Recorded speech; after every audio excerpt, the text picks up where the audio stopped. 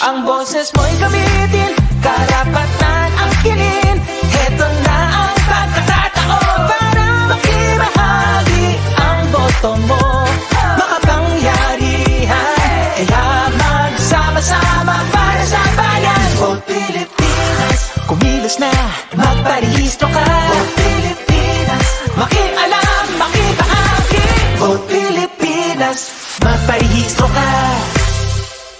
Ang boses mo'y gamitin, karapatan ang kinin. Heto na ang pagkakataon para makibahagi ang boto mo. Makapangyarihan, kaya magsama-sama para sa bayan. Vote Pilipinas, kumilos na, magparehistro ka. Vote Pilipinas, makialam, makibahagi. Vote Pilipinas, magparehistro ka.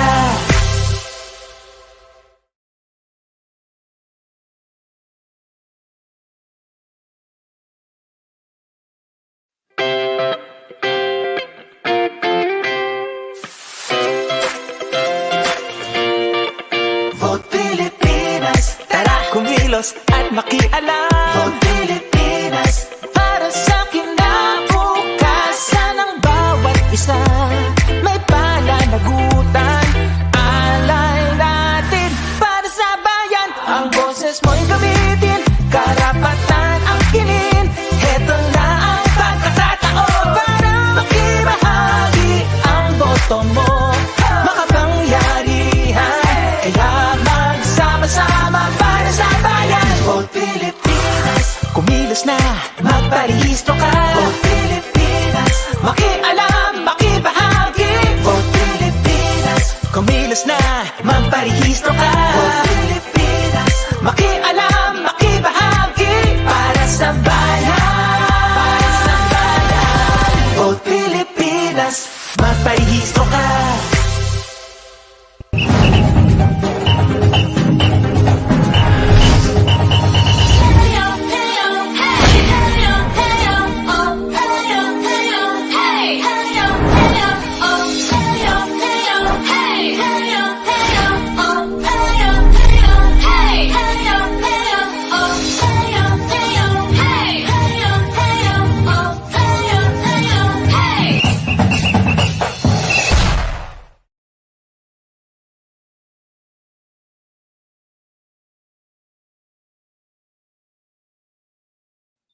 Magandang gabi, mayad nga gabi, maayong gabi sa inyong tanan. Welcome to the Visayas Magparehistro Ka Town Hall, brought to you by Vote Pilipinas and the Commission on Elections. My name's 𝐕𝐎𝐓𝐄 from the Association of Young Environmental Journalists. And I have a partner with me this afternoon. It's me, Dor Dimonahan. Thank you for that, Val, the Chief Operating Officer of V81 Radio and Digital Media Network and CEO of CAD Concepts, serving as your host for today. So, kamusta ka na, Val? Okay How's lang naman everything ako. there? Medyo ECQ pa rin tayo dito. How about you? Where are you right now, Dor? I'm here in Manila, and well, sadly, the GCQ with heightened restrictions, and we're also going into the ECQ. But you know, the good thing is that we're here. We're still proceeding with this very, very important online event right now, and I am with you. So first of all, we would like to thank everyone who took the time to spend their Friday afternoon with us. And before we proceed to the program, we'd like to acknowledge our partners and everyone supporting the Vote Pilipinas campaign. Please watch this video.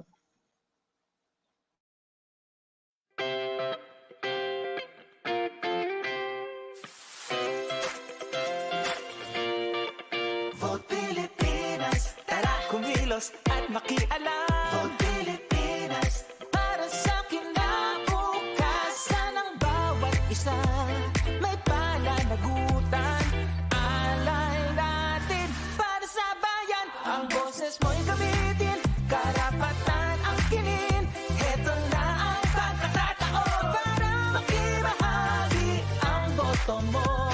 Makapangyarihan, kaya magsama-sama para sa bayan. Vote Pilipinas, kumilos na, magparehistro ka. Vote Pilipinas, makialam, makibahagi. Vote Pilipinas, kumilos na, magparehistro magparehistro ka. Vote Pilipinas, makialam, makibahagi para sa bayan.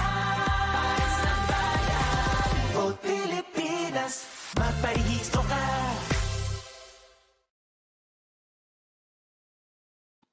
Ayan. And of course, we cannot forget our viewers on YouTube, Kumu, and Facebook Live. If you have not shared this live stream, this is your moment to shine. Go and press that share button so a lot of people can watch us for our town hall session for this evening. We'd also like to thank V81 Radio, our media partner, and CAD Concepts for making this online event possible. Wow. You know what, Dor? It's so nice to see kadamos ang ating mga partners and viewers para suportahan ta sa ining initiative. Alam naman natin na kahit quarantine, kahit ECQ, MECQ squared plus plus, marami-rami pa rin responsibilidad ang kailangan nating gampanan. Kaya daghang salamat to all of you who are tuning in and who will be tuning in to our program. We encourage you, guys, girls, and gays, to send in your comments, questions, and even greetings through our different platforms, and we'll try to respond or acknowledge them as best as we can. Nasa lampas kalahati na tayo ng taon. Bukas ay August na po. Bukas ba? Joke lang. After 2 days. Which means we're getting very close to the 2022 national elections. We have less than 2 months left before voter registration ends. I believe that's September 30. And trivia, birthday ko yan. Kaya if hindi ka pa rehistrado, sign mo na to. Di ba, Dor? Wow, I will never forget that date, lalo na birthday mo. So, exactly, Val, to all our viewers, ayain niyo na ang inyong loved ones. Tara na't magtulungan para sama-sama tayong magrehistrado at boboto sa paparating na 2022 elections. If you need assistance, you may access the voter registration service desk through votefilipinas.com, the official Vote Filipinas website. The Vote Filipinas website and today's town hall event are just glimpses of the efforts of the campaign that it has made in getting everyone to join in the conversation and register to vote. So it's just, again, one activity. So from what started as a passion project, Vote Filipinas has turned into now a non-profit and non-partisan information campaign and is now recognized as the official voter registration information campaign of Comelec. Wow. So stay tuned because we have a lot in store for you this afternoon. For one, Comelec representatives will be joining us to give us insights on the current data, particularly in the Visayas region, a roundtable discussion with our youth representatives featuring interviews with election officers and our esteemed partners. Ang dami namang palang mangyayari this evening. Dagdag pa dito ang mga paalala sa pagpaparehistro at ang pagkakataon na masagot ang inyong mga katanungan sa tulong ni Director Francis Aguindadao Arabe, ang Director ng Education and Information Department ng Comelec. Grabe, eksklusibo po ito. Lastly, because we want to maximize our reach and motivate the people to register, we will be premiering the hashtag Magparehistroka video and the exciting hashtag Magparehistroka challenge. So keep on streaming. If you want to share this event with your friends and followers, feel free to do so and use the hashtags hashtag Vote Pilipinas, hashtag Magparehistroka, and hashtag Para sa Bayan. I like how that sounds, Val, especially with the challenge. Pretty exciting. So it's gonna be a busy day for everyone, so might as well open the program with a performance. I agree with that, Dor. And kicking off the town hall is a leader and budding singer-songwriter. She started out singing at weddings, commercial jingles, and her then college indie bands. Eventually, she moved on to a bigger stage when she auditioned for Idol Philippines and then interpreted one of the songs for Himig Handog 2019. After her brief yet memorable stints in these competitions, she's now signed under Star Music Management and is set to release more of her own music, hoping to explore everything life has to offer. Wow, let us all welcome Vanya Castor. Vanya, take it away. Hello, everyone. Good evening. Well, that intro was a mouthful. It sounded impressive, but it's not really. I'm just kidding. Thank you for being here. Thank you for having me. And thank you for making time for this. So I'm not gonna keep you long. I'm gonna sing you a song. This song is a song that I wrote last week, and I'm gonna sing. I'm pretty proud of this song because since yun nga, I'm not Tagalog is not my first language. I'm Ilonggo, so I'm pretty proud that I managed to write an original Tagalog song with the help of my friend. But yeah, this is in essence kind of like a love song. And I feel like it's fitting because for the past year or more, we have been just caged and cooped up in fear. And I don't think it has given us much. But I hope this song encourages you to act out of love. And in this case, love for our country. So yeah, I hope we learn to do things out of love for our country and our countrymen. So, okay, that's enough. This is Matuto. Matutong makontento, matutong huminto, matutong gumalang sa saradong pinto. Ang bukas ay bubukas para sa'yo. Ang nais ng puso mo ibabalik din to. Matututo din tayo, matututo din ako.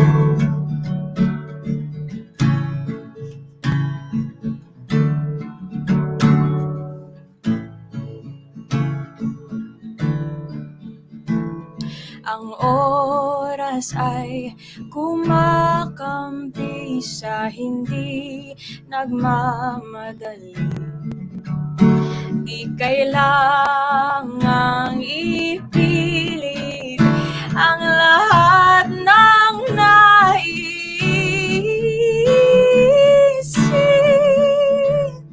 Ang bukas ay bubukas para sa'yo. Ang nais ng puso mo ibabalik rin to.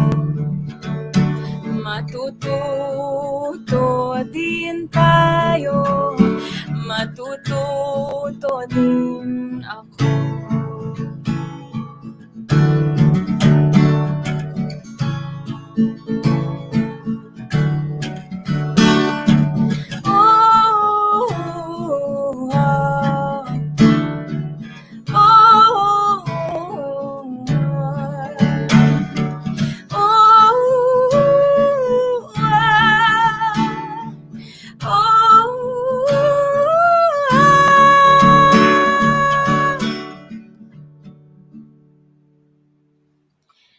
Pwedeng subukan, pwedeng sumugal, ngunit di masisigurado, di ako masasaktan. Hanggat pag-ibig mo ang susundan, ibibigay ko ang lahat. Matututo din tayo, matututo din tayo, matututo din tayo,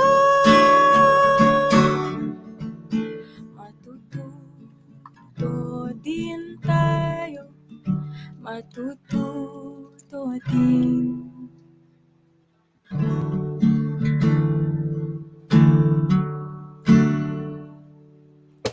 Thank you. Wow, thank you for that amazing performance, Vanya. I would say Thank if you. there was more time, I'd request for another song. So that definitely touched my heart. And the words "Let's do things for the love of our country" is just the great match for this wonderful event. And yes, definitely matututo din tayo. Very inspiring. Hindi ko alam kung kinikilig ba ako or kinilabutan. It was really mixed emotions, no? But kidding Yeah. aside, Vanya, do you have a message for the people who are watching us right now? I'm guessing most of the people who are watching are young people because, technology. But I don't know. Mhm. Aside from being a singer, I'm also a campus youth missionary. And one of the reasons why I decided to pursue going into campus missions is because I was so I was so disheartened by the situation of our Mm. country, and I knew that I couldn't do anything to change the minds of the people on top. So, what really made me decide to go into missions is to form the minds of the younger people because there's hope in there. There's so much hope in the young people. So I hope that we don't waste that. I hope that we show up and we register and then we vote. Well said, Vanya. There's definitely so much hope for future generations, and for them to be able to contribute. One of them is really to be able to register. So I'm pretty Yes. sure that with what you've been doing now, that amazing song, your songwriting, and your projects, you definitely inspire a lot of people, especially the youth with us tonight, to do their part as citizens of this great nation. So again, thank you very much, Vanya, for starting Thank this program you. on a very personal note.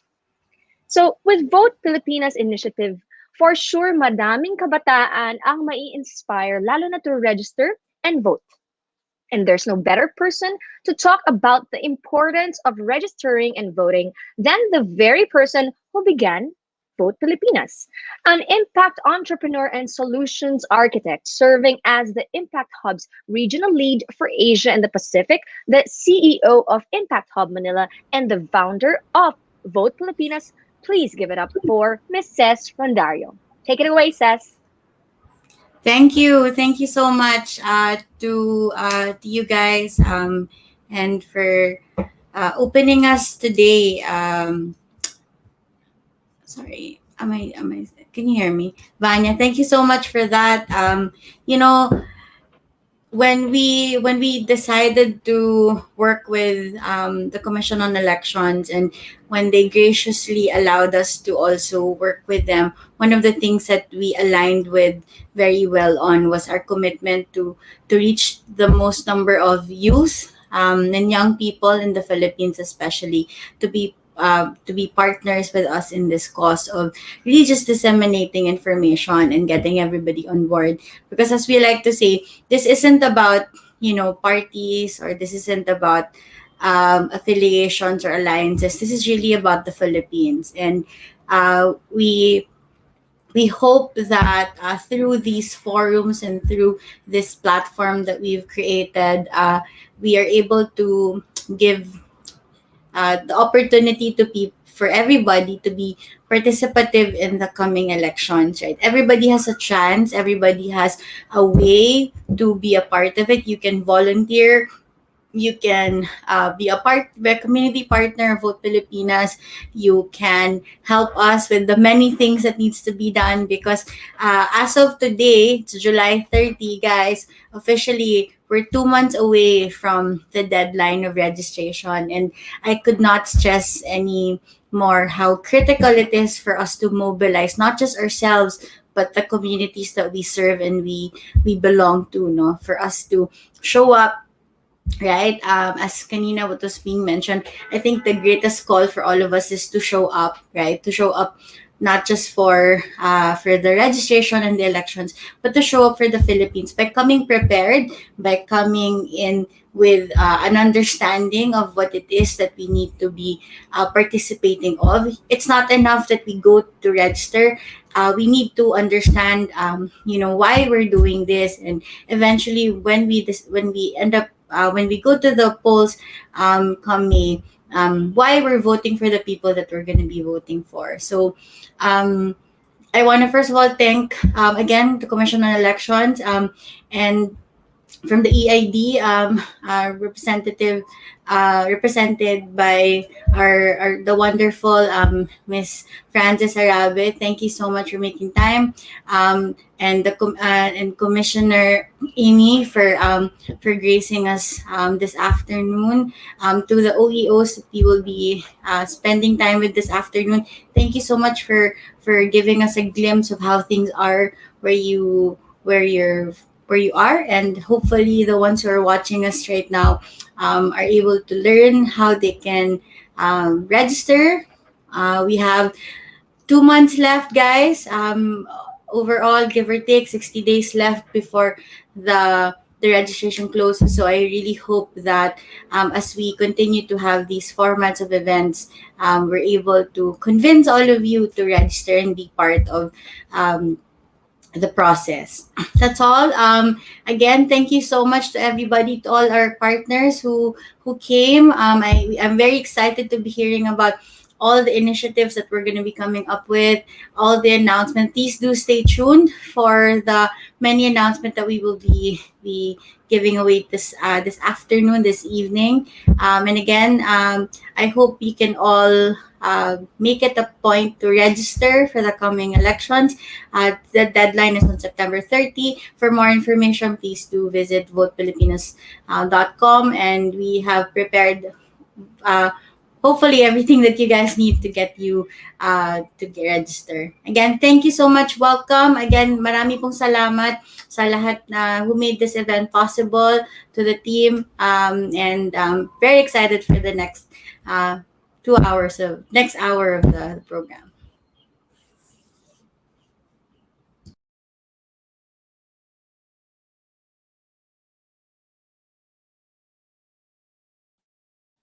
Oh, nakamute pala ako. Thank you so much for that, Ses. You know, seeing Ses speak about the project, it's nice to know that there are individuals and leaders like Ses who put their passion into action para sa Pilipinas. Young people like myself can definitely look up to her when it comes to being passionate about our country. I think yung pinaka-importante na ni-remind ni Ses sa ating lahat para sa inyong tanan mga taga-Visayas and across the country is that right now, with 2 months to go before the elections, importante kaayo nga ma-mobilize nato. Dili lang atong mga kaugalingon, kundi ang komunidad pod. Unya, gisummarize ni Ses iyang request sa atong tanan mga Bisaya, ang mga taga-Visayas, in 2 words. Sabi niya, show up. Right? And it's not enough to just show up. You need to show up by coming prepared and show up by understanding why we're doing what we're doing and why we're voting for these people that will be our next leaders in government. And I think that's why we're all here for this town hall session this evening. Now, let's keep the ball rolling, shall we, as we proceed to our next keynote speech. Joining us for the keynote speech is a veteran election frontliner and the latest member of the esteemed commission and bank of the Commission on the Philippines Election, or Comelec. Rising from the ranks, Commissioner Amy P. Ferolino's 26 years of electoral experience started from the entry-level position of emergency laborer to election assistant and election officer, all the way to provincial election supervisor. Wow, from 1994 to present, Commissioner Ferolino has served in the conduct of 4 presidential elections, 4 midterm elections, several barangay and SK elections, ARMM general registrations, and many other electoral exercises that Comelec is mandated by law to implement and supervise. As Commissioner, Attorney Ferolino commits to devote her work to continuing, among others, the mandate of the Commission on Elections for free, honest, orderly, peaceful, and credible conduct of elections and other electoral exercises. She will be also working on projects focused on fine-tuning internal management as well as maximizing and improving Comelec resources and services. Please give a warm welcome to Commissioner Amy P. Ferolino. May hapon sa tanan sa nag-attend karon sa webinar, naginaot ko nga kamong tanan na sa maayong panglawas ug kamo luwas sa tanan nga mga katalagman. Unang-una nagpasalamat ko sa official partner sa Comelec sa Voters Registration Campaign, kini ang Vote Pilipinas. So by the name itself, vote pasabot, Vote Pilipinas, muboto ta. Ang Pilipinas muboto, dili ang isa lang katao, ang pipila lang katao. Dili ta pwede nga moingon nga ay batanon raman ko, ay babae raman ko, ay nitibo man ko, o unsa lang man ang akong mahimo, unsa lang man ang akong isa katingog nga makapausab sa dagan sa atong nasod. Tugutik ko nga ako ang kumbensihon kamo nga nganong kinahanglan nga kita moboto. Pero before nga moboto, kinahanglan magparehistro. Kanus ang magparehistro? Anytime, gikan sa alas 8 sa buntag hangtod alas 5 sa hapon, gikan Lunes hangtod Biyernes, or kung naay satellite registrations nga pagkahimuon sa inyong mga lugar, palihog tambong mag-adto mo para kamo makaparehistro. Unsay buhaton para makaparehistro? Magdala lang sa inyong valid ID o pwede pod mag-download mo sa mga forms na available sa atong website, or mag-download og app, mobile app sa Comelec, or ang iRehistro. Kung iRehistro inyong gamiton, maka-set mo og appointment, maka-fill up mo sa form, pero dito na ninyo pirmahan sa atubangan sa atong election officers. Kung ang mobile app ang inyong gigamit, pwede nga dito na i-print sa atubangan sa election officer. Dito na ang printer nato kung wala tay printer sa ato ang balay. Pero ang pagpirma, dito na nato pirmahan inig-abot sa opisina sa election officer sa atong pinakaduol nga Comelec office. Or kung satellite registration kini, dito kung asa nahimutang ang satellite registration sa ato ang local nga Comelec office. So kinsa ang pwede magparehistro? Kung ikaw mag-18 anyos na karong ubaabot nga Mayo, pwede na ka nga magparehistro. Kinsa pa ang pwede magparehistro? Kadtong mga wala pag yun nakaboto, so those who will turn 18, kinahanglan by September 30 makaparehistro na mo. Pero kung maingon lang, ma'am, nawala akong pangalan, wala na akong kakita, or mobalhin ko, or ako alang ipakoreksyonan ang akong apelido, kay naminyo na ko, or naay nasayop ang akong birthday, dili di ay ni mao ako ang gituuhan nga birthday, dili di ay ni mao ang sakto nga record. Pwede mo nga moadto sa opisina sa Comelec. Ang pinaka-importante, before ta makaboto, pinaka-importante makarehistro ta. Nganong makaingon ta nga isa lang ka boto, will it matter? Will my vote? Will just one vote matter? Una-una nga daghang mga panghitabo, kadaghan nga mga eleksyon, nga ang isa ka boto makapadaog or makapapildi sa atong kandidato. So kung ikaw niangay sa inyohang mga elected officials nga kasamtangan naglingkod, makatabang ka para makaboto pag-usab para siya magpabilin sa pwesto. Apan, kung ikaw wala niangay na akay mga gusto unta nga i-suggest nga angay buhaton sa inyong mga local officials or national officials, pwede ka nga mupili, pwede ka nga mubutar para ang kanang imong isa ka boto. Kung kita maghugpong-hugpong, kung tapuko nato tanan ang akong mga boto, kita makapadaog, kita makapapildi sa dili maayo nga kandidato, ug kita makapausab sa dagan sa atong nasod. So tanan, all votes matter. Whether vote sa youth, vote sa PWD, vote sa usa ka hinahan, vote sa indigenous people, or vote sa bisan unsa nga tribo. So wala tay Cebuano vote, wala tay Ilocano vote, individual votes. Every voter counts. So manghinaot ko nga kamong mga kabataan, kamo nga naa karon sa webinar, inyong kumbensihon ang inyong mama or papa nga wala pa nakaparehistro, or ang inyong mga paryente nga wala pa nakaparehistro. Ingna sila nga mapa, kinahanglan magparehistro mo. Kinahanglan mo votar po, dili kay kutob lang sa pagparehistro. Kay ang kaugmaon, kung ang kaugmaon sa kabataan Nagkadepende kung kinsa ang atong iboto karong umaabot nga eleksyon. So manghinaot ko nga ang tanan mag-participate, maminaw, o ang unsa inyong makutlo, palihog inyo kining i-share sa atong uban nga mga silingan, i-share sa atong mga kaparintihan, kay ang dili man tanan na ay access sa ato ang internet. So kamo nga naka-attend karon, manghinaot mo mi nga kamo mutabang kanamo nga naa sa Comelec o sa Vote Pilipinas sa pag-spread sa ato ang information o mag-atang mo kung naapay mga ipagawas ang Vote Pilipinas nga mga profile sa mga candidate, mga basihan sa atong pagpili sa atong mga kandidato. Once again, salamat sa Vote Pilipinas, sa kang Ma'am Celeste, for inviting me to be one of the speakers today in your town hall meeting. Daghang salamat kaninyo og manghinaot ko nga magpabilin kamo nga baskog og naa sa maayong panglawas. Maayong hapon kanatong tanan. Daghang salamat. Thank you very much for all those helpful reminders, Commissioner Amy P. Ferolino. Napaka-importante nang ni-remind ni Commissioner Amy sa atin na all votes matter. Dapat natin ma-realize ang power ng ating boto, the power of the vote, and remind ourselves that the power of the vote is non-discriminating to anybody. Kahit pa ikaw ay bata, of course, of voting age, no? Kahit ikaw ay babae, lalaki, matanda, kahit ikaw ay taga dito, taga doon, basta ikaw ay Pilipino, ikaw ay registered to vote, ikaw ay qualified to vote, your vote matters. Napaka-importante naman yan. Diba, Dor? Yes, I definitely agree. And after all, each and one of us has the right to vote.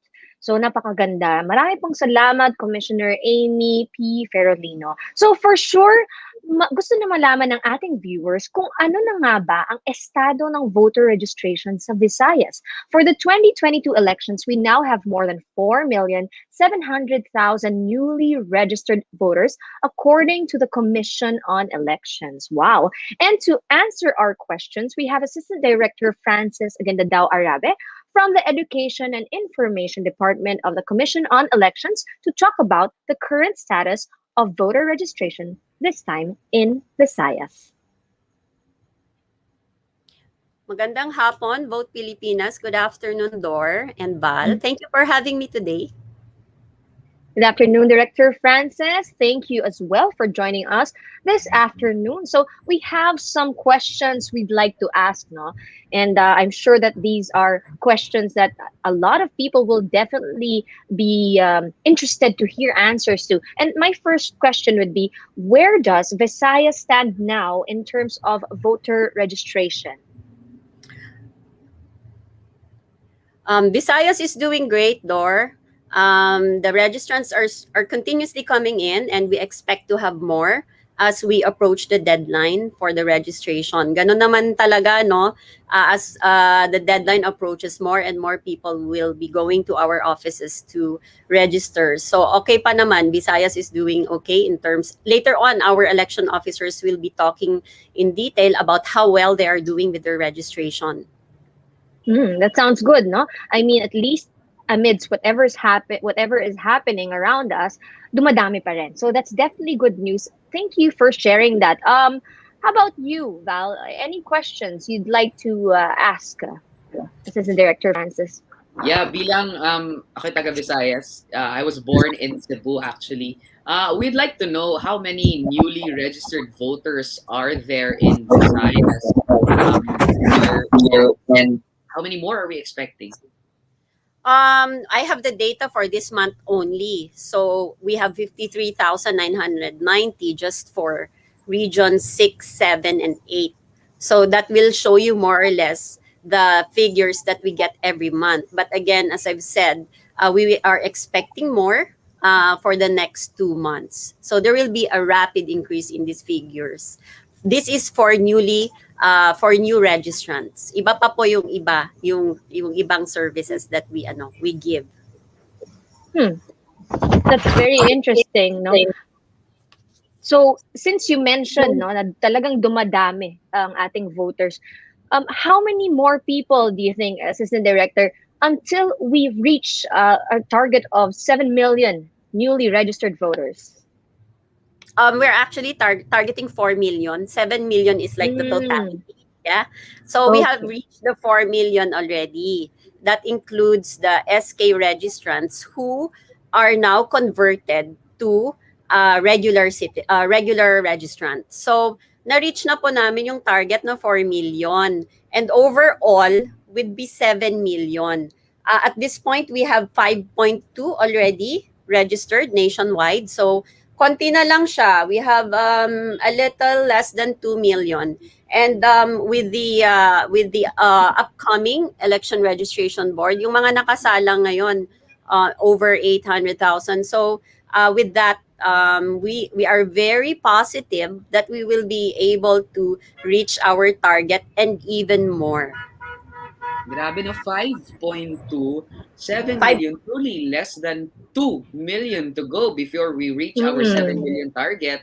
Great job to everyone at the Comelec. What do you feel, Assistant Director? What else can we do to close that gap? We have 2 months left. What else can we do kahit yung Comelec or kahit ang mga nakikinig ngayon? What can we do to close that gap before registration ends ngayong September 30? Gaya nga ng sabi ni Commissioner Amy Ferrolino kanina, if you know people or if you have family and friends who are not yet registered, please invite them and even encourage them to register. And of course, mention the deadline kasi hanggang September 30 na lang tayo. So, tulungan na lang ang Comelec, no, to make our campaign more maximized by encouraging your friends and relatives to register. We have a lot of partners and we have Vote Pilipinas helping us out, and you're doing a great job helping the Comelec in encouraging people to vote. So, ganun lang po siya kasimple. Kung meron kakilala, please do encourage them to register because the deadline is already very near, September 30, 2021. All right, that sounds good. So I believe that you have a presentation that you can show everyone. We're pretty excited to hear more information about that. Yeah, I have the data for the Visayas region because this town hall meeting is for the Visayas. So this is the statistical data on the conduct of registration of voters in Visayas, specifically region 6, 7, and 8. So I will show to you the consolidated registration output by region, and this covers the period of September 1, 2020, last year, when we reopened, up to July 24, 2021. So just for the Visayas region, we have 893,448 applications received. And if you look at the sex disaggregated data, laging halos pantay ang male and female. So there you go. And then we also have the output by registration, by the type of registration. As you can see in this slide, when we talk about registration, we don't just do new registration. Meron din kaming transfer. Meron din kaming mga reactivation and change of name or correction and the rest. So the total figures for the Visayas region is 109,510. This is just for the period of July 1 to 24. So marami po siya talaga. And again, if you look at the chart, ang male and female, halos pareho na. Parehas na siya. Next slide. There. And of course, not to neglect also our vulnerable sector. Papakita namin dito yung statistics ng aming registered PWDs and senior citizens as of April 19, 2021, the last ERB hearing. So nationwide, for regions 6, 7, and 8, we have 2.4 million registered PWDs senior citizens. So yan po, mas marami ang female. And then, we would like to take this opportunity to announce to everyone in the Visayas that we just had a partnership with Robinson's Malls, and we committed to conduct mall registration with them. and we have schedules nationwide. And for the Visayas, pakitingnan na lang po yung schedule dito. We have this also announced in our local Comelec offices. So you can see different Robinsons Malls branches in the Visayas area who are having satellite registrations and the date. This is very convenient kasi these are weekends. And syempre pag mall, people would be enticed more to go and register. Tapos pag Sabado, walang work at saka walang pasok. So there you have it. Hindi ko na siya isa-isahin. Thank you so much. Thank you so much, Thank Assistant you. Director Frances. Any final words or messages to all sa tanan natong mga Bisaya na naminaw karon all over Visayas? Paulit-ulit po, we'd like to tell everyone to please go out and register. We are assuring all of you that it is safe to go to our offices to register. And wag na tayong magantay po ng deadline. Ngayon pa lang, let's visit our local Comelec offices or go to our Robinsons Malls for the satellite registration. Maraming salamat po sa inyong lahat. Thank you again for that, Assistant Director Frances. So again, please go out and register with partnerships with different Robinsons Malls branches offering satellite registrations, and take note on weekends and given safety precautions, it's now definitely safe for everyone. So that's definitely good news. So that's right, guys. You've heard it straight from the source. We only have a few months left. Wag antayin ang deadline and gear up. Val and I are both registered. Kaya para sa mga hindi pa, i-ready na ang inyong mga requirements at face masks, face shields, at pumunta sa pinakamalapit na Comelec office, satellite office sa inyong lugar at magparehistro.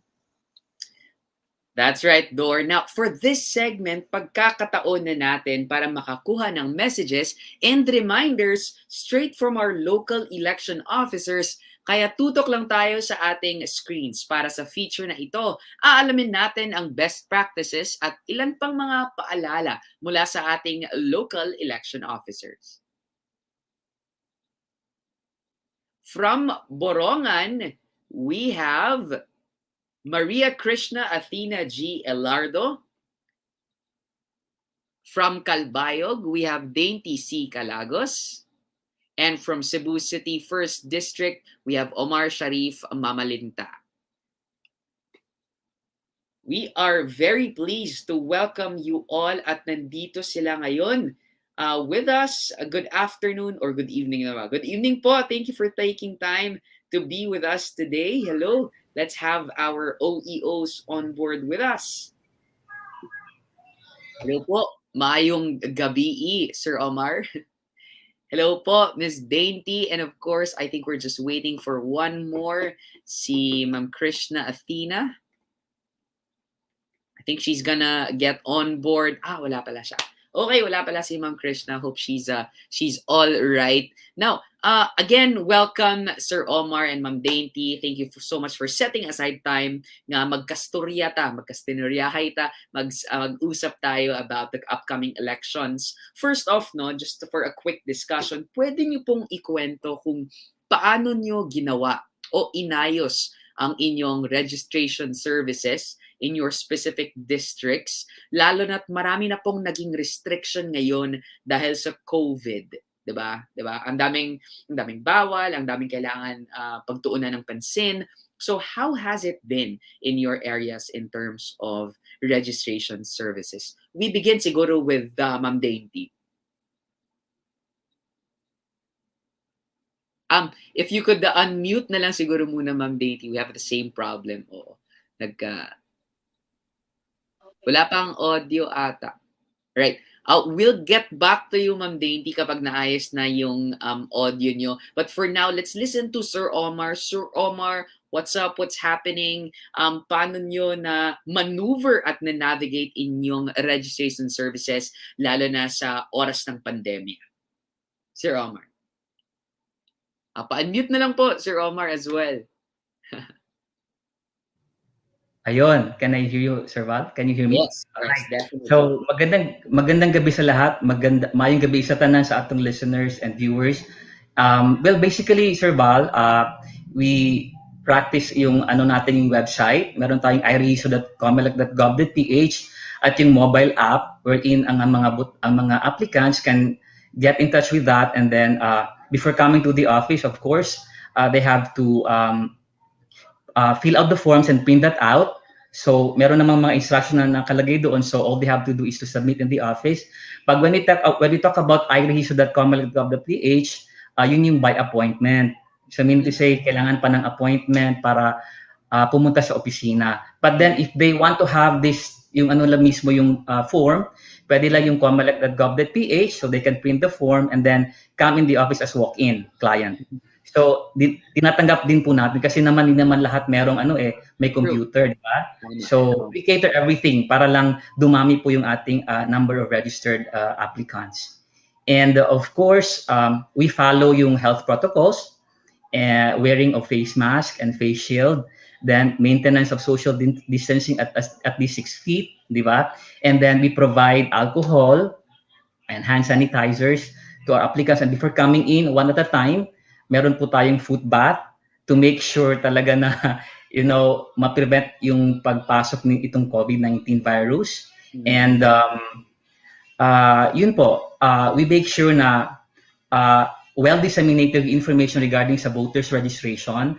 So, ang daming paraan, no, ang ginagawa namin maliban sa yung pamamagitan ng radyo, ng telebisyon, print media, meron din po tayong tinatawag na social media, di ba? Lalo na yung mga kabataan, di ba, mas focus po sila sa yung Twitter, yung Facebook, and yung Instagram. So, yun po yung ginagawa natin ng mga bagay-bagay para lang ma-facilitate natin yung safety po ng ating mga applicants for the voters registration. That's really great to know, Sir Omar. Lisod na gani magpabutar og tao, unsa pa magpabutar og tao, magparehistro og tao nga mobutar in the middle of a pandemic. So that's like added layers of challenge, and I see that your office has really seen it through. Unta magpadayon pa mo sa inyong mga ginabuhat para mas daghan pa ang morehistro o para mas safe ang tanan habang nagpaparehistro sila.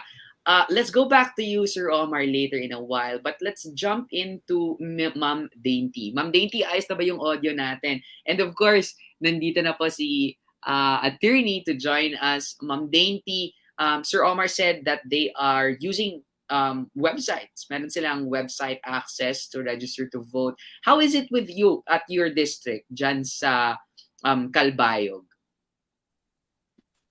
Good evening, good afternoon po sa ating lahat. In my AOR, I'm here in Calbayog, the west part of Samar.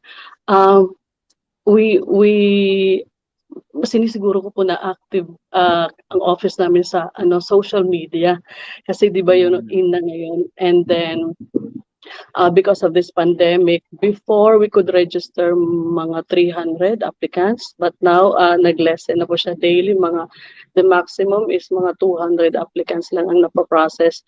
Of course, we observe the minimum health protocols, and then with the conduct of satellite registration, nakakatulong because we go to barangays, but unfortunately, because of the high rise of COVID cases in our locality, may mga prohibitions and restrictions. So we canceled lang muna the conduct of satellite registration. Thank you so much for that, Ms. Dainty. Attorney Elardo, how about you? How are you? How's your office navigating the world of voters registration in the middle of a pandemic? Tell us. Let us know.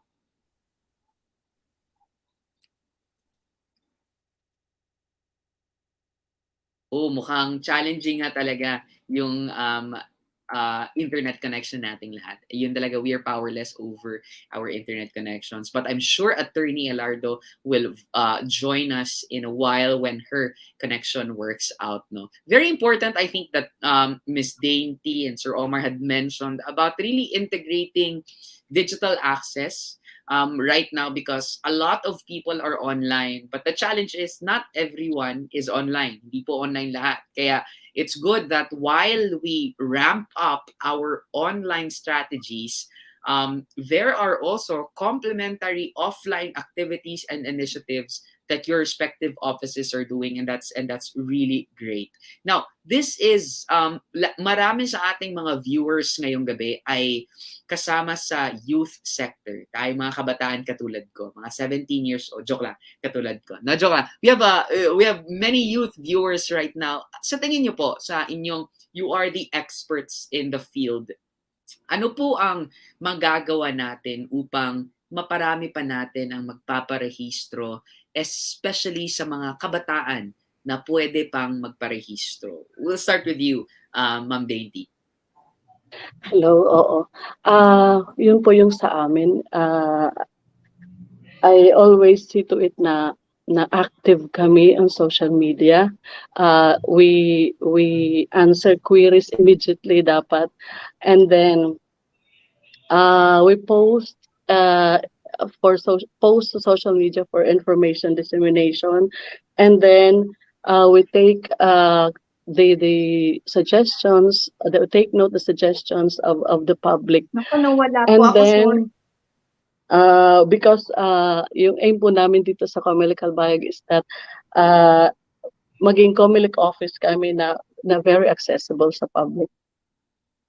Thank you, Ma'am Dainty. Welcome back, Attorney Lardo. We'll get back to you later on. Okay. We'll go to you now in case habang okay pa ang internet connection nyo. How is voters registration there in your area, and how are you coping, especially in the middle of a pandemic dyan sa Borongan?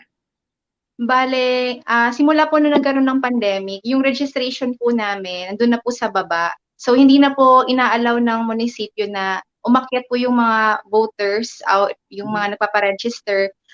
Bale, ang ginagawa po namin, meron po kaming health declaration form before po sila mag-fill up ng kanilang registration form. Binibigyan po namin sila ng registration form, and we make sure po na naka-mask po sila, naka-face shield. Kinukuhanan din po namin sila ng temperature, at saka binimake sure po namin yung physical distancing po kapag nag-fill up po sila.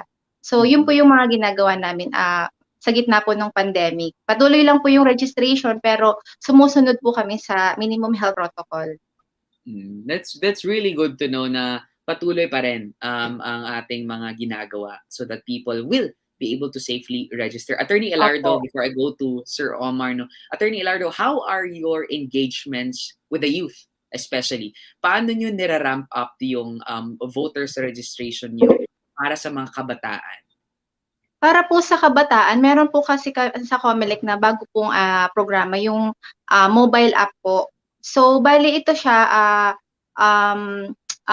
application po siya na pwede po siyang ma-install sa mga cellphone, dahil alam naman natin yung mga kabataan, lahat na may cellphone. So, bali itong app na to, na-install siya, pwede mo siyang i-share it sa iba, at doon na po sila pwedeng mag-register. So, ang ginawa po namin, nagpa-interview po kami sa radio station dito, at kami po ay nag-announce na magsisimula na po yung registration through mobile app. In addition po to dun sa iRehistro. Bali yung iRehistro po, iba lang po yun sa mobile app na bago po dito sa Comelec.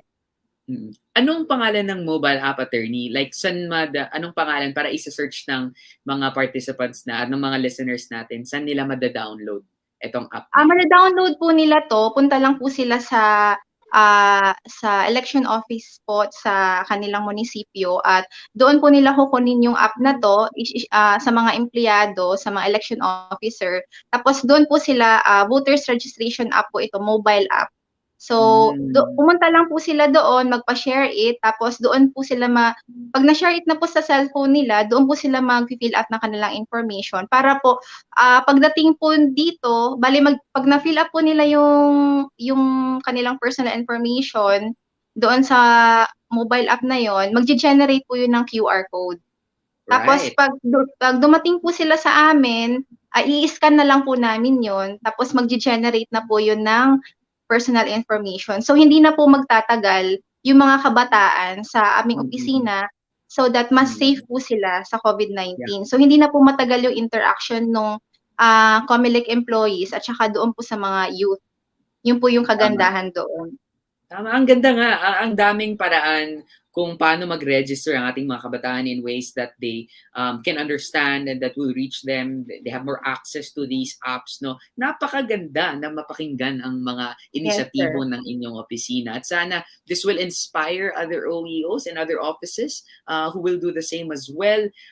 Parang as if you're telling me, wala na talagang dahilan kung bakit hindi ka maka-register to vote. Kasi Yes parang po, ginawa yes na po. talaga ng inyong mga Oo. constituents yung all Opo. possible ways. Thank you for that, Attorney. We'll get back to you for some final messages later. Sir Omar, kayo naman po dyan sa Cebu City, tama ba? Sa Cebu City 1st District, kamusta yung inyong engagement with the youth sector? Well, basically, Sir Val, we are so engaged with them. Kasi nga, every time na pag may magparehistro sa opisina namin, we make sure na we will tell them to, sila din mismo, they will invite yung mga kilala nila, no? Friends, relatives, kamag-anak, at iba pa, to also register if hindi pa nakaparehistro. And aside from that po, since ang social media is talagang in ngayong panahon, so we talagang modernize na po tayo. So we go with the flow and using yung through Facebook and Twitter and Instagram and other forms of social media, na-reach out po natin yung mga kabataan. So maliban po dyan, we also encourage them to participate pag meron po tayong tinatawag na satellite registration. And aside from that, yung basic upcoming po, yung tinatawag nating mall registration dito po sa Cebu City. So every Saturday po, we'll be conducting that starting July 31st of this year. So ang first will be on Ayala Central Block, that's in IT Park, Cebu City. So July 31st, and mag-open po tayo at 10 o'clock in the morning until 4 p.m. And then later on po, sasabihin ko lang din po yung mga ibang malls po na papasukin natin for our mall registration. And lagi po nating sinasabi sa mga kabataan at sa lahat na talagang importante po yung pagpaparehistro. Otherwise, if you are not a registered voter, you cannot vote. So yun po, yung prerequisite para makaboto pa tayo sa 2022 national and local elections. Maraming salamat, Sir Omar. Nakaka-inspire po. Parang if hindi ako registered ngayon, parang gusto ko magpa-register agad-agad, no? Meron tayong mall registration, meron tayong satellite registration, meron tayong mobile app. Wala na talagang excuse para hindi makapag-vote. Any final reminders para sa ating publiko na nakikinig kayo, to your constituents dyan sa Cebu, sa Calbayog, sa Borongan, you may speak in your local dialect. Any final reminders, messages to our public? Attorney Elardo.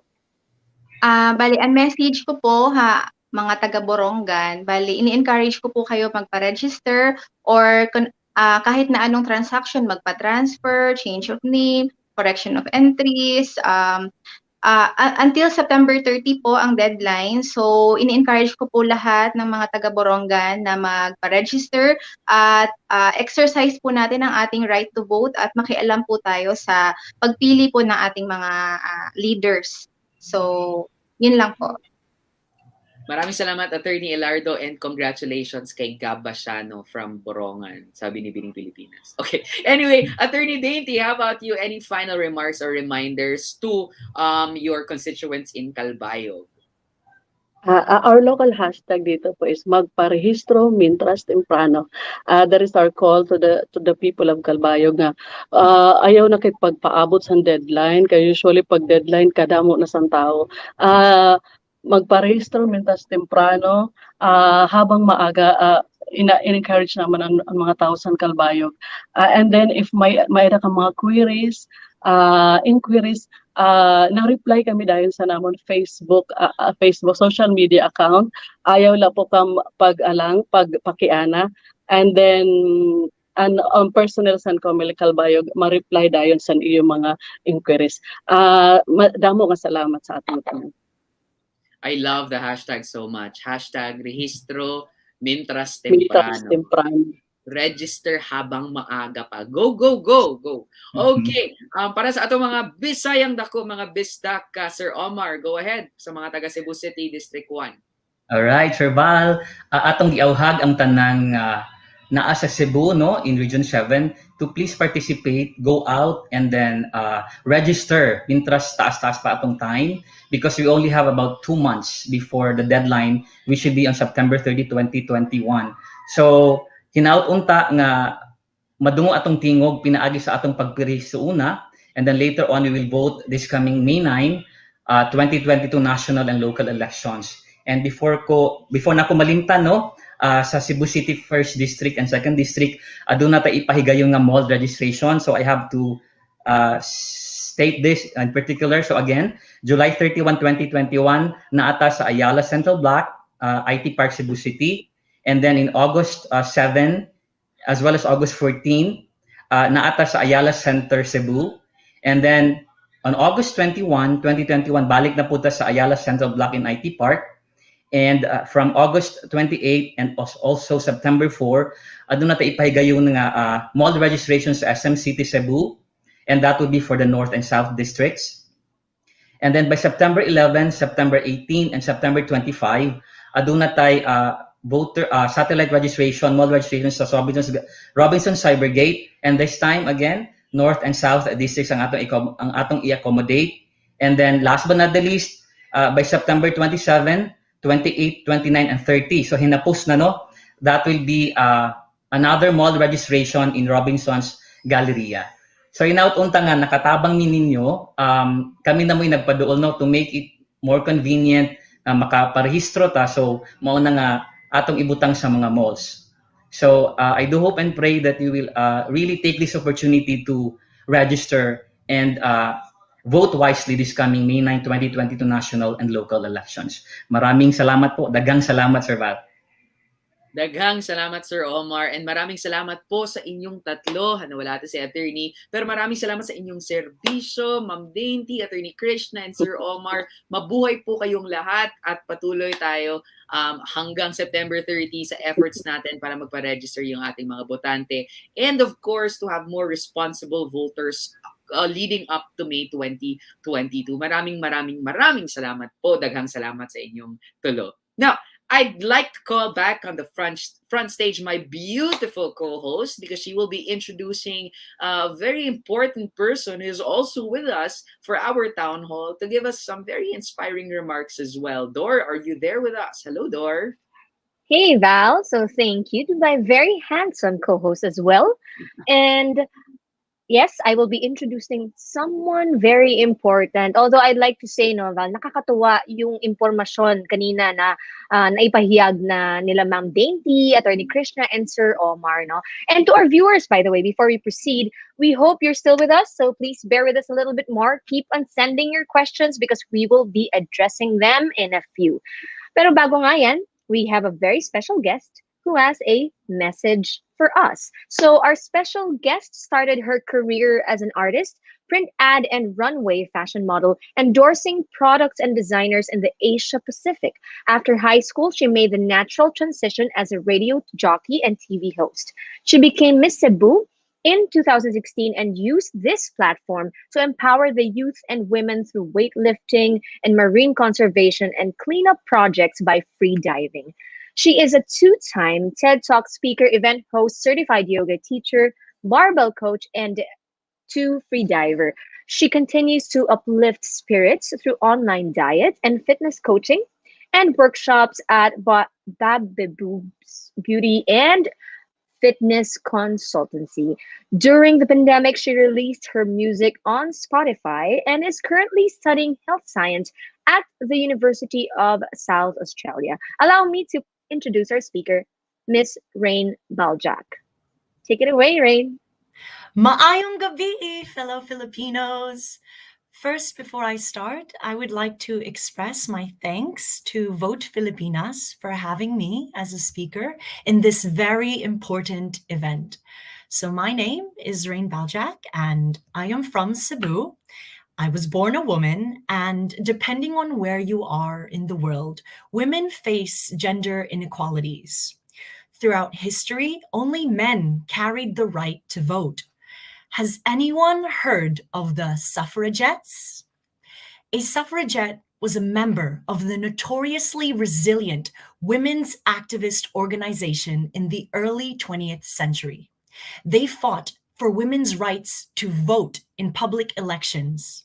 The organization was founded by Emmeline Pankhurst in 1903 and was originally known as the British Women's Social and Political Union. In 1906, a reporter in the Daily Mail coined the term suffragette from the word suffragist to belittle the women advocating women's suffrage. These women embraced their new name, and they even adopted it for their newspaper publication. When World War I broke out in 1914, the Suffragette Campaign was suspended. After the war, the Representation of the People Act 1918 gave the vote to women over the age of 30 who can meet property qualifications. A decade later, women gained electoral equality with men when the Representation of People Equal Franchise Act 1928 gave all women the right to vote at age 21. Now that was in Britain, but here in the Philippines, the women's suffrage movement was one of the first women's rights movements where women grouped together politically, and many Filipino men opposed the idea and held fast to the traditional view that a woman's place was cooking, cleaning, and raising children at home. The men were primarily concerned that the familial dynamic would destabilize if women were to formally step outside their customary role. However, not all Filipino men were opposed to the movement. Congressman Filemon Soto of Cebu filed the first women's suffrage bill at the 1907 Philippine Assembly. And from there on, many suffrage bills were sponsored by a number of prominent men in society across the country. It was not until President Manuel L. Quezon declared his favor towards the suffragette movement in a speech delivered at the Malacañang Palace in Manila on September 30, 1936. Subsequently, President Quezon having signed the women's suffrage plebiscite bill, proclaimed, and I quote, "It is essential and even imperative that the right to vote be granted to Filipino women if they are not to be treated as mere slaves. Their opportunity to wield a very important weapon to defend their right to secure for themselves and those to follow them their well-being and happiness." On September 17, 1937, women's suffrage was legalized in the Philippines, and no one could have anticipated that the requirement would be surpassed because nearly 500,000 Filipino women affirmed their aspiration to vote. The Philippines was one of the first Asian countries to allow women the right to vote and run for office. In Japan, women were finally granted the right to vote in 1947, which is a decade after the Philippines.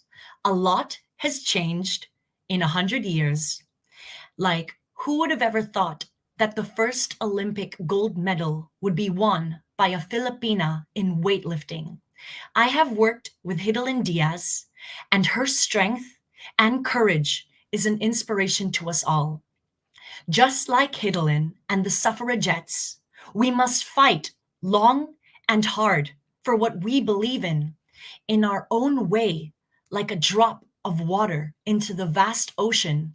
Voting is our right to be heard. And when you vote, you are voting for the people who come before you and who come after you. To make this more relatable for the young generation, it is easy to vote online for our favorite artist, beauty queen, and best baby picture. But when it comes to politics, the most important vote, how come we are afraid for our voice to be heard? It is because we are unprepared. Have you ever felt nervous before taking a test? It's because you either did not study or prepare enough. And voting is similar. You must do your homework because it is your sole responsibility to the future of our country to make the right decision. So research your candidate. What did they do? What did they do for the community? What are their plans for the community? What is their professional background and educational attainment? Do they have a clean track record? Listen to their debates and listen actively if they speak from the heart and genuinely want to improve the state of our country. Are they willing to work for it? Beyond the talk, watch how they treat others. Are they empathetic towards the citizens of our nation? You need to be a good judge of character. Do not be bribed by their power. Do not be bought by the public. The elections happen once every 6 years, and 6 years is a long time. Voting is our chance to take an active part in the affairs of the government for the betterment of our nation. Do your research, take notes on your candidates, and let your voice be heard. In the words of Jose Rizal, ang kabataan ang pag-asa ng bayan. In English, the youth is the hope of the country. And as a democratic country, we must stand up for our rights. Please help me and say it in Bisaya. Barugan nato ang atong katungod. My name is Rain Baljak, and remember, vote wisely. Thank you so much for that, Rain. You know, as a woman and an advocate of women empowerment as well, I am amazed by that women's suffrage story that you shared to everyone. And indeed, voting is our right to be heard. And for the youth out there, please remember what Rain shared. Do your research, take notes, and let your voice be heard, especially that you are the future of our country. And each vote will definitely count. So once again, thank you very much, Ms. Rain Baljak, Miss Cebu 2016. I'm pretty sure that you have inspired a lot, especially your youth, not just because of your beauty, but because of your brain talents and, of course, your stand. So for our next segment, this one is very special dahil we invited different youth representatives from the Visayas region to discuss about how the youth population is vital in choosing our next set of leaders. Today, we have Hannah Felix from Abbott PH. Hannah Felix is a second-year AB Multimedia Arts student with a passion for intentionality and service. She and her friend Lois To co-founded Abbott PH, a non-profit organization that seeks to share love and light through boundless means. Since then, their team has offered help to stranded University Belt students, 100 underprivileged families in Sampaloc, Manila, and more than 750 families all over the Philippines. We also have with us here Mr. Carlo Baez from the University of St. La Salle Bacolod Student Council. And Mr. Baez is currently the executive president of the University of St. La Salle Bacolod Student Government. He is an environmental advocate that crusades for marine conservation and the protection of endangered species in Northern Negros National Park.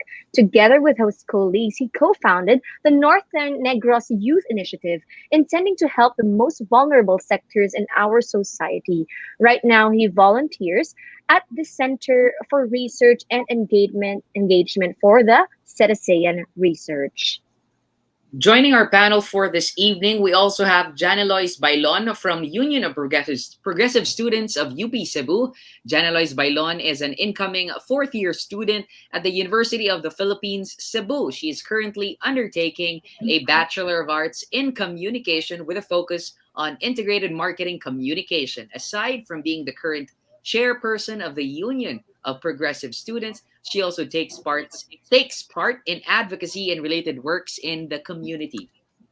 Apart from being a core member of the Center for Youth Participation and Development, Janelois is also the head of the steering committee of Cebu's upcoming Local Youth Assembly, a youth-centered initiative by USAID, Dakila, and Active Vista. Of course, also joining with us is Jet Luga from Global Shapers Cebu. Mr. Luga works as the Content Development Director for Dual Story Brand Strategy Incorporated and is also the Branding and Communications Chair for Global Shapers Cebu Hub. Previously, he was the Vice President for Aliansang Tapat sa Lasalista and was the DLSU representative to the Student Council Alliance of the Philippines. Rounding up our speakers for this evening, we have Ennis Pareja from Global Shapers Iloilo. Mr. Pareja is the curator of the Global Shapers Iloilo Hub, an initiative of the World Economic Forum. The Global Shapers community is a network of young people driving dialogue, action, and change to address local, regional, and global challenges. The Hub runs projects on mental health advocacies, innovation, environmental protection and preservation, and disaster relief. He is currently an economic development specialist at the National Economic and Development Authority of Region 6. His work mainly focuses on monitoring and evaluation of government projects implemented in Western Visayas. We are full. Hello. For this town hall session. Door, yes. Hey, so good afternoon, or good evening rather, everyone, and welcome to our town hall. It's very nice to see you, Hannah, Carlos, Janelois, Jet, and Ennis. So we do have a few questions for you guys, and we hope and are looking forward to hear your thoughts about it. So my first question, I'll go ahead, partner Val. Why is it important to register and to vote in the elections? So perhaps we could start with Hannah. Hi, Ms. Dor. Good evening to everyone. To me, I was very inspired sa speech ni Ms. Rain kanina that it's so important that the vote count isn't just from a specific demographic, because the next leaders of our country are going to be based off of the votes sa next na halalan. So it's so important na yung course of our country that comes from the votes that we make sa halalan 2022 is rooted in an entire country that had the right and the accountability to vote, and that we all shared that that responsibility to decide where our country is going by voting for the right people and for researching and really knowing kung ano yung pwede natin maitulong by choosing the right leaders for the future. Thank you for that. No, it really is shared responsibility, and I may say, during the pandemic, collaboration. So that's very important. How about you, Carlos? What can you say about this?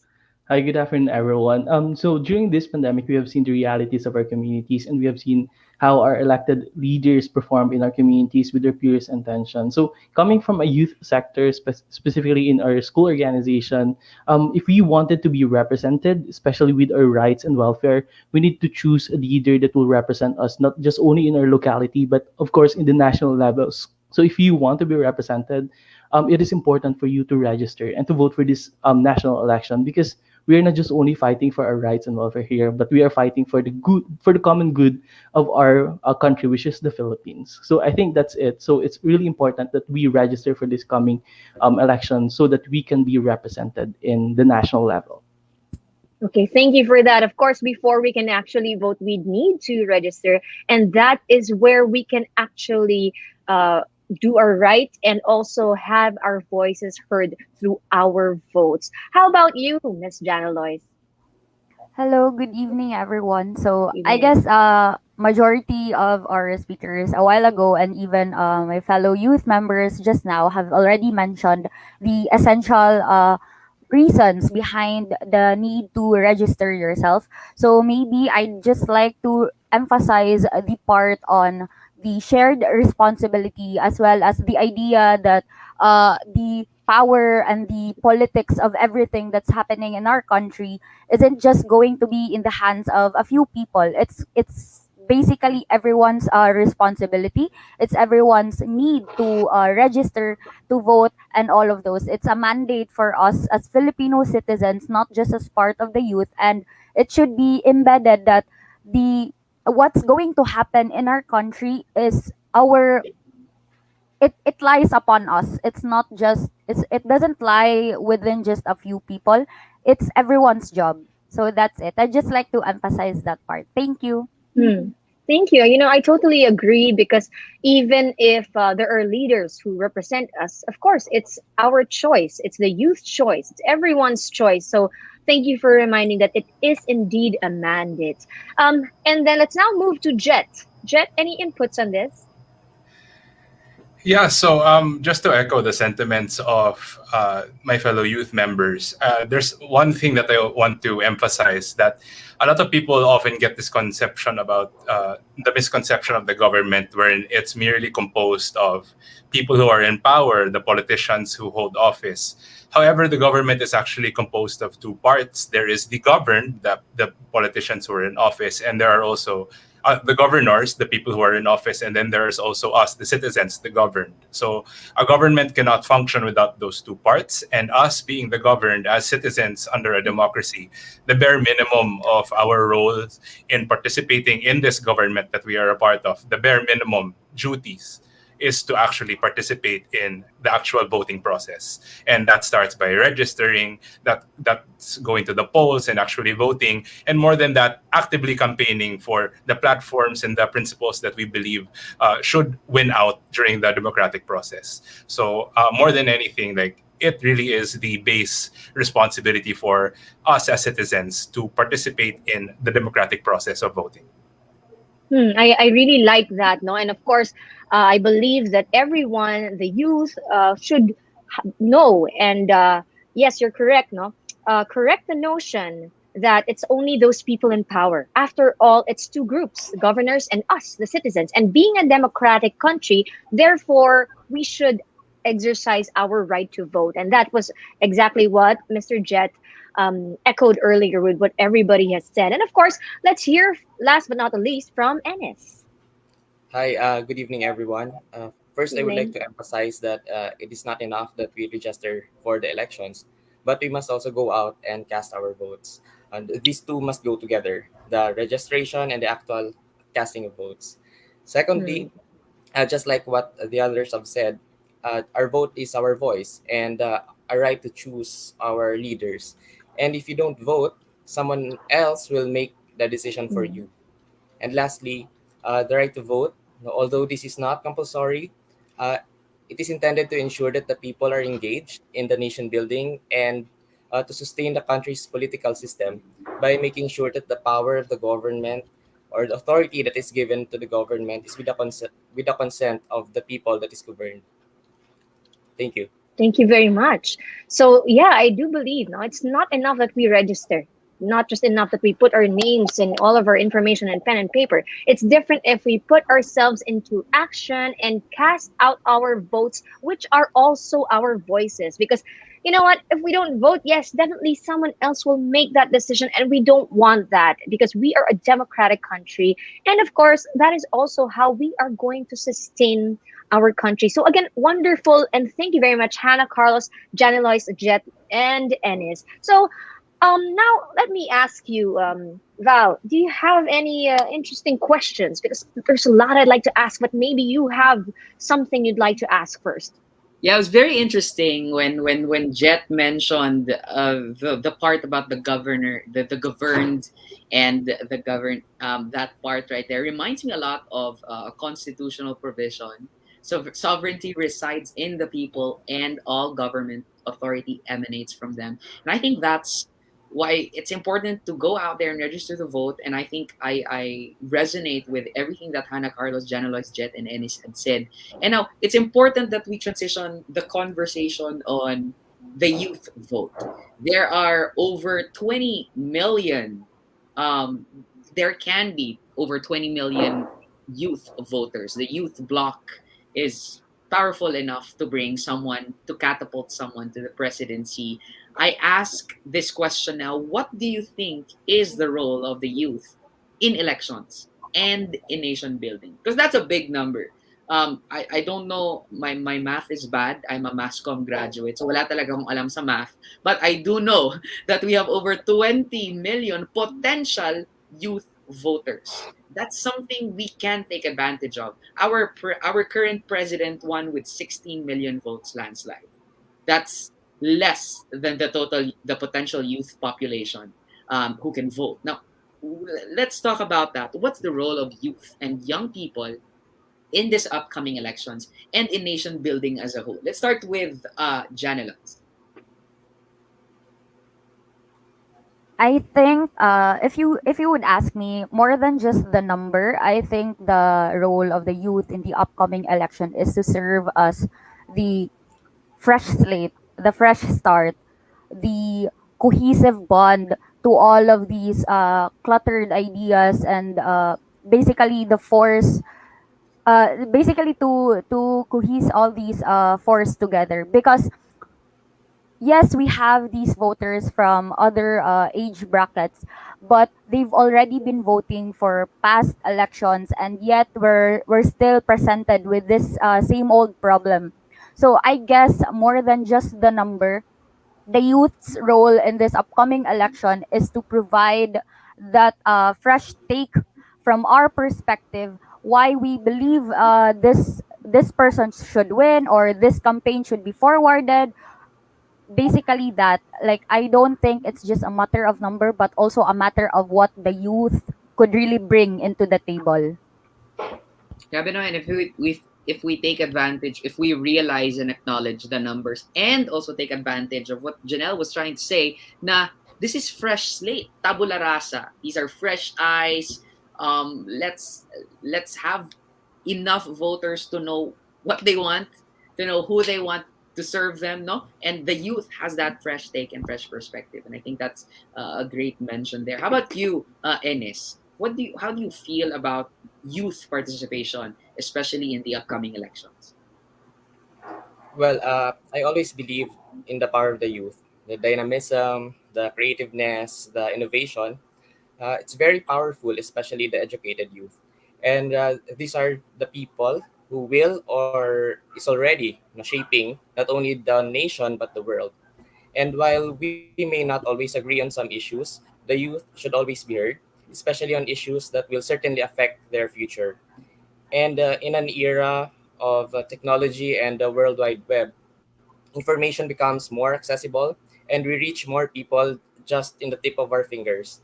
And we must enable the youth to participate in the political processes and shape their minds to become critical thinkers. And voting is a decision, and it should be an informed decision. And we always encounter this in social media. We are always asked, ano bang ambag mo? And well, this is our answer. This is our ambag to the country to participate in the democratic process of choosing our leaders, in making them accountable, and to continuously engage the community and the country as a whole. Thank you for that, Ennis. Anong ambag mo, Jan Sport? Kaya lang. I think, sorry, nawala ako. Ennis really summarized how do you describe young people? Young people are dynamic, young people are creative, and young people are innovative. And I think that perfectly encapsulates why the youth are brought up to the pedestal of, hey, you need to make an informed decision. Hey, you need to go out there and register. Hey, you need to go out there and vote, because no one can bring dynamism, creativity, and innovation to the table like young people. Thank you for that, Ennis. Hannah, how about you? What are your thoughts on this topic? Honestly, as a multimedia arts student, I super agree with what Ennis said. Na in this world of technological advancement, it's the youth that decides what topics go into the spotlight and what deserves to be talked about and what deserves to be trending and what we should be unafraid to dig up. Kasi the youth these days are very conscious, intentional, and very, like you said, innovative.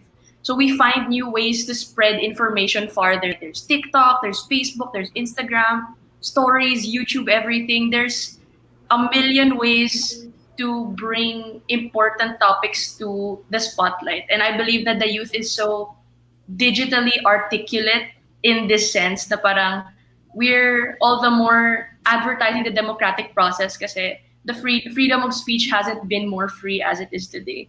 Kaya it's so on the youth to use that responsibility na to research and really create new ways to spread the right information. So I think na yun yung role ng youth. It's to be responsible mediums to communicate the right messages. Yeah. Speaking of medium, there's in MassCom, diba? You're a comm student. There's a thing that we call the agenda setting theory. That whatever the media talks about, this is what people also talk about. And I love it when you said that we are taking control of the agenda. Young people are now setting the agenda. So whatever we put out there, whether it's Facebook, Twitter, TikTok, as you had mentioned, if young people want to talk about it, if young people want it, it is going to be in the agenda. And if we want our agenda to be the agenda of policymakers, of our politicians, then let's select the politicians, let's select the policymakers who we feel will align with our agenda. Thanks for that reminder, Hannah. Jet, how about you? To answer, I think I'm going to borrow from a concept that was introduced in a book called Civil Disobedience, written by Henry David Thoreau, when he was talking about the role of the citizen with regards to voting and the elections. So he says that as citizens, we shouldn't liken our roles in voting to participating in a game of chance, like in a casino. Like after placing the vote, it doesn't end there. It shouldn't be like you place your bets and then you just leave everything up to chance on the roll of the dice or the draw of the card. No, after you place your bet, after you vote for whoever candidate you're voting for, more than that, you should go out and actively campaign for the ideas that is representative in your vote. You should go out and campaign for the platforms that represent your personal principles as an individual and as a member of this democratic society. So it's really it's really not just about voting is not just a personal journey. It's not something that you do on your own. It's a form of participation that you make with the people around you, the fellow members in your democratic society. And once the youth realizes that your vote does not merely concern you and that it concerns everyone, I think that that's key in helping people understand the gravity of their vote and helping them realize that I can do so much more in securing my vote. Yeah. Thank you so much for that, Jet. Very interesting that you remind us all that this is not a casino. We don't give it up to luck or chance. This is an intentional, a very specific action to put people into power. Thank you for that. That was very well said. How about you, Carlos? What do you have for us to say in the fray of youth power in the upcoming elections? Thank you so much for that, Val. Actually, I would like to affirm with what others have mentioned earlier. So with the rise of technology, we have seen how much the energy of the youth right now, and we have championed different movements, and we have really won several movements already, and this is the right time for us to use this energy to also influence others, to harness synergy with other people. And it is important that the role of the youth right now is not only to influence others, but also to educate those, especially in the marginalized sectors. Because if you go to the community, to the locality, you'll see that there are still youth that are not yet familiar with these situations, with these scenarios. So it's important that we collectively go to the community, create dialogues, and to collaborate with them, to talk with them, and to share with them what we have envisioned for the upcoming elections. Because it's not just only that we'll use social media, but also we'll create more dialogues or conversations with other youth to educate them that it is important to go out, register. Because if we will educate them, we will harness this synergy that everybody, with the 20 million youth right now, we can really champion this national elections with our agenda. Thank you so much for that, Carlos. Beautifully wraps up, beautifully wraps up what we're trying to say here, that our role is bigger than we have ever imagined it to be. Dor, you have another specific question for our town hall speakers right now. I think you have to unmute, Dor.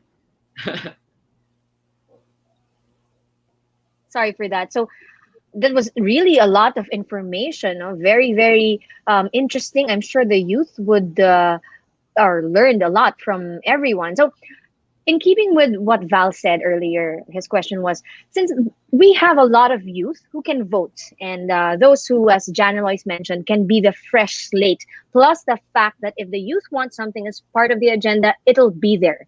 So my question is, how can we encourage the youth na mag-ambag, no, by registering to vote? Let's start with Enes, perhaps. Yes. So the youth, first of all, must stay informed, well informed, with facts, and I would like to emphasize with that. We need to be well informed with facts, and we must realize that the elections affects us all, and especially the younger people, because we are expected to live longer and will either enjoy or suffer the consequences of the actions of our leaders or even their inactions. And maybe some or many of us would seem hopeless or skeptic about the election process, but I can still sense that desire to see things get better and to live a secure and comfortable life. And I know that we all want to live a better world for our children and for the future generations. And the only way to do it is to shape the world now. I really like that. Let's shape the world now. We want a better world, a better life. Matagal pa tayo mabubuhay, no? So the consequences definitely of each vote will matter based on the actions of or inactions of whoever it is that we will be voting. So let's please do our part. Thank you very much, Enes. Now let's move on to Jet.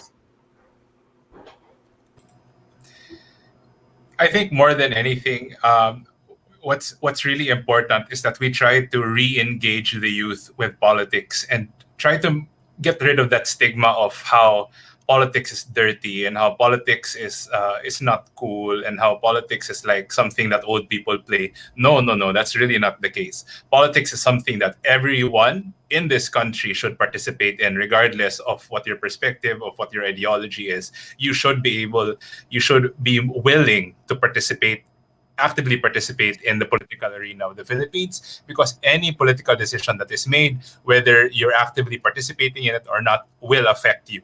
It's like gravity. Whether you believe in gravity or not, it's going to affect you either way. So it's there. Once the youth realizes that, a lot of the youth may feel defeated when it comes to like, oh, we're so underpowered, we're so disenfranchised and underrepresented. But I think that kind of learned helplessness is not good for politics. It's not good for our country, and it's our job as youth leaders to be able to re-engage the youth and make them realize that no, politics is cool. It's just a matter of you actively participating and making it cool. It's you being the one who elevates the status of our Philippine politics into something that can be respectable, admired, and emulated by everyone around the world. I would like to just reiterate, no, let's get rid of the stigma. We all know that during the past, there are different kinds of stigma, and this is something that should definitely be removed from the mindset of the youth, because, the youth, of course, are very active, they're multi-talented, so we have to make the most out of it. And just as what we mentioned earlier, it's their future, it's for a better world and a better life again. Thank you very much, Jet. And now let's hear from Janilois and what she has to say about this. I agree with what has been said, that we should start with probably removing the idea that politics is only for a certain group of people, or politics is only for the adults and all of that. We should start off with letting the youth themselves realize that there's more than just there's more to just commenting from time to time. There's more to making memes out of politicians. There's basically more to what we can do, what we have been doing right now. So we present them with avenues. We give them platforms to be able to educate themselves, or to let their family or friends or circles educate themselves as well. So we start off with giving the information, and with the information that they've been presented with, then they go and do anything that they like to do after that. So we trust in them that from the realization of knowing what the country is in, then they themselves can already do something out of that. I think that's a good highlight, no? Because with the right platforms, of course, and the right to information and education, we'll be able to give them that fresh slate. And from there, it's not only going to be about comments, it's not only going to be about memes, but I'm pretty sure that they are going to be more active in voicing out. So thank you for that, Janeloise. We have, of course, Hannah. Yeah, I love their answers. I listed it down. So for me, as a multimedia art student, I'm looking at this through the lens that I'm given. So how do we encourage the youth to vote? That was the question. So sabi ni Ennis, it's well-informed voters. So how do we inform voters well? So for me, I think it's really the use of good design and intentional messaging. It's using the right words, using the right images, not there's a fine line between memes and yung news, diba? There's a lot of people who like to spread news that looks real, pero hindi pala siya totoo. So we have to be very careful with how we design and how we speak, na we are non-partisan, and we want to give the voters, we want to give the youth the independence to think for themselves and to be curious din na parang, ano ba talaga yung tama? Ano ba talaga yung dapat kong panghawakan? Dapat kong paglabanan? So we have to acknowledge that the youth are not kids, diba? They have the ability to think for themselves, and we have to give them that. We have to give them that freedom, diba? That's what freedom is. They have the freedom to think and to discuss and to have discourses about it. And then yung sabi ni Jet na to re-engage the youth with politics. I believe that that's so important. Like, I love how some schools these days are inputting sa curriculum nila that yung projects nila talk about like yung current events, politics. What are your views on this? What are your views on that? So I think na part of voters' education is not just one way. Now we don't just keep shoving them information, but it's important that like sinabi ni Janelle, na we leave avenues for people to talk about it. Like, what are your views? And it has to be very healthy at the same time na parang we allow each other to air each other's thoughts and listen to each other and then correct each other in a very healthy way kasi kaya doon tayo bubangon as Philippines, di ba? We communicate properly and close the generation gaps and communication gaps kasi yung goal lang naman natin is to have a better country in the future. So it's so important that we have avenues for proper and safe discourse about voters' education. I'd like to reiterate, proper and safe discourse, because as an educator as well, of course, when you teach the youth, when you at least for the youth per se, it's the messaging, right? It's the proper way of communicating in a way that's non-partisan, in a way that still allows them to be independent, to hone their creativity and innovation as well. So, ang maganda kasi with our guests, it's really different industries, different experiences. And like Hannah, for example, who's in the multimedia, she knows the right medium in which the youth will be attracted to. So thank you for that. And of course, last but not the least, Carlos. Well, thank you so much for that. And also, I would like to affirm that what others have mentioned, that everything is political. So when you make decisions, it's already political. So if you don't want to jeopardize your future, so starting now, you need conversations, healthy discussions, and be open with other groups as well. Do not confine your knowledge within yourself. You need to share this with others. So how can you encourage other youth to register? Is that by encouraging them, by educating them what is right and wrong, and also create healthy discussions why you are promoting this youth sector, especially with your rights and welfare. Especially, you do not confine your knowledge only with your youth sector, but you open yourself with other age groups so that they will understand what you are really fighting for. So again, it's important that we create discussions like what Hannah has said. And I would like also to add, basically from the multimedia's perspective, that we should also, this is a challenge also to other Comelec sites, that we should always integrate dialect, parang local dialect na translations of other media, so that other people who are not really that educated, they will learn from our youth members or the Comelec as well. So I think that's important. So thank you. Wow. So that was really amazing. Good for a concluding remark. So start now, share information through the right platforms using the right images and media plus dialect, and open these discussions to various age groups. So maraming salamat. We wish we had more time because it's a very interesting discussion, but now it's time for me to move our discussion back to Val to introduce the next segment.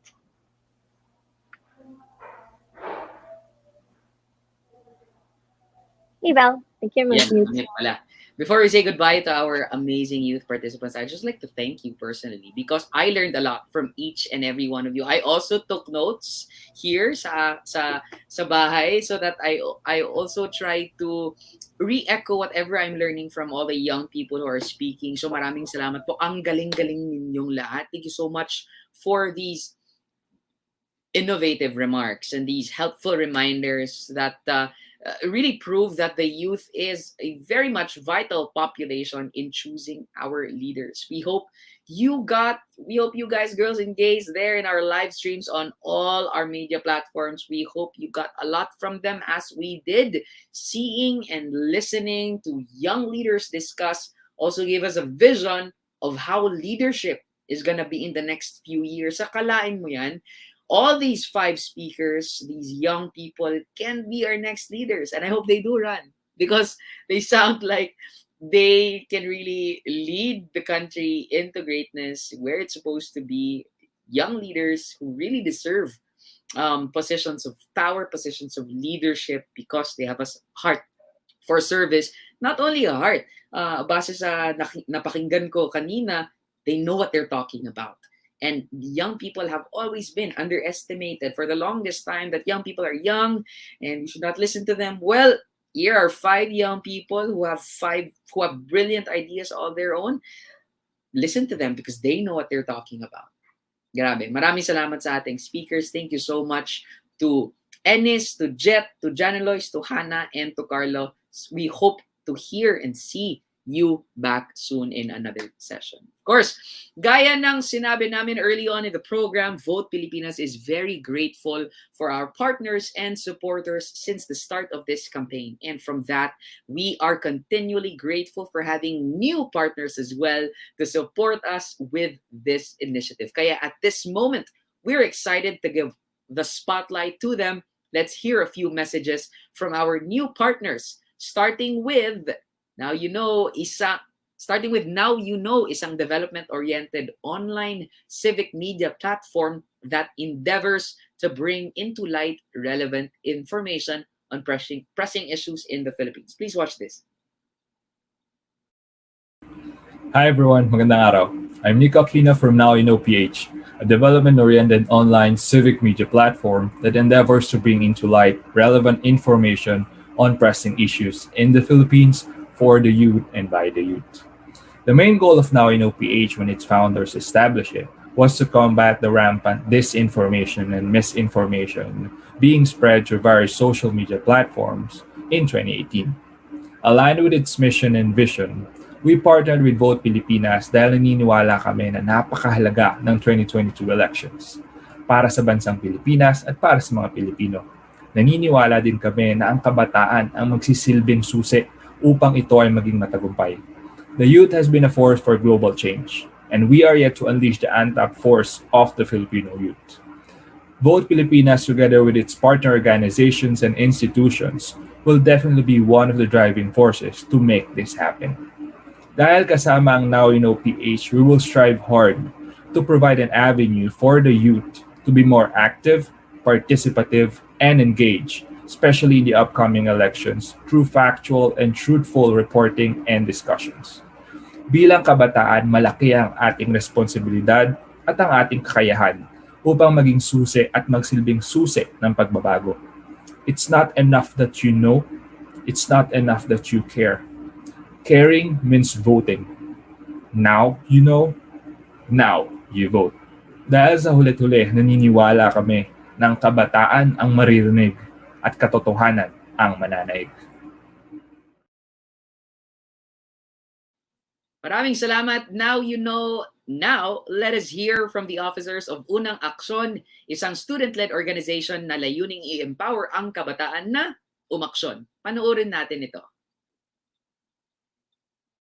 Unang Aksyon is a student-led organization whose advocacy and aim is to encourage the youth to take the first step towards restoring societal issues lingering in the Philippines, whether it be education, poverty, or environment-related.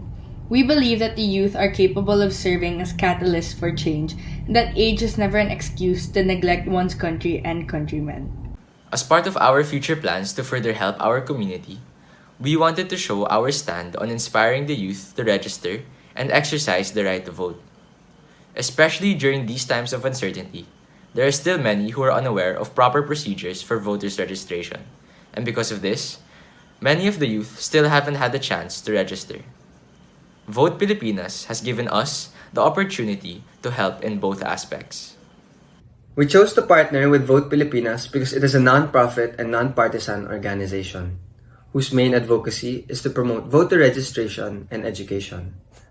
On top of this, Vote Pilipinas is a credible organization, partnered with the Commission of Elections, or Comelec, the premier guardian of the ballot. With this, all information and campaigns are ensured to be reliable, accurate, and consistent, thus allowing Filipinos to be well-informed of the upcoming 2022 elections. As Vote Pilipinas is working towards increasing the number of registered voters, and we at Unang Aksyon is looking to encourage the youth and our partner communities to participate in the elections, we thought that Vote Pilipinas would be the best organization to work with to furthering the goal. This is why we got in touch with the hardworking people of Vote Pilipinas, and we offered our support in any way that we can, whether it be participating in events like these and in spreading their informational campaigns online. We want to support and surround ourselves with the like-minded individuals who are passionate about helping our fellow Filipino citizens, and we found these individuals in Vote Pilipinas. As said by Dr. Carmel Abao, our leaders come and go, but democracy is sustained. The future of our country is in the hands of those who partake in the task of building a genuine democracy. Thus, as part of the youth, we have the power to decide the quality of life that we want for ourselves and for our future generations. Voting gives a chance for everybody to make a positive impact. Spark change. Make a difference. Make history happen. Magparehistro ka.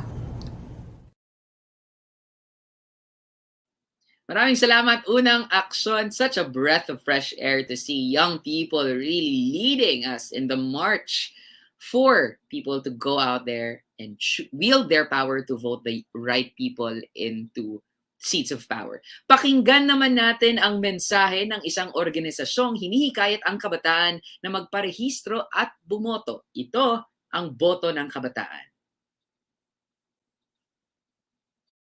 Greetings everyone, I am Isabel Garcia from Boto ng Kabataan.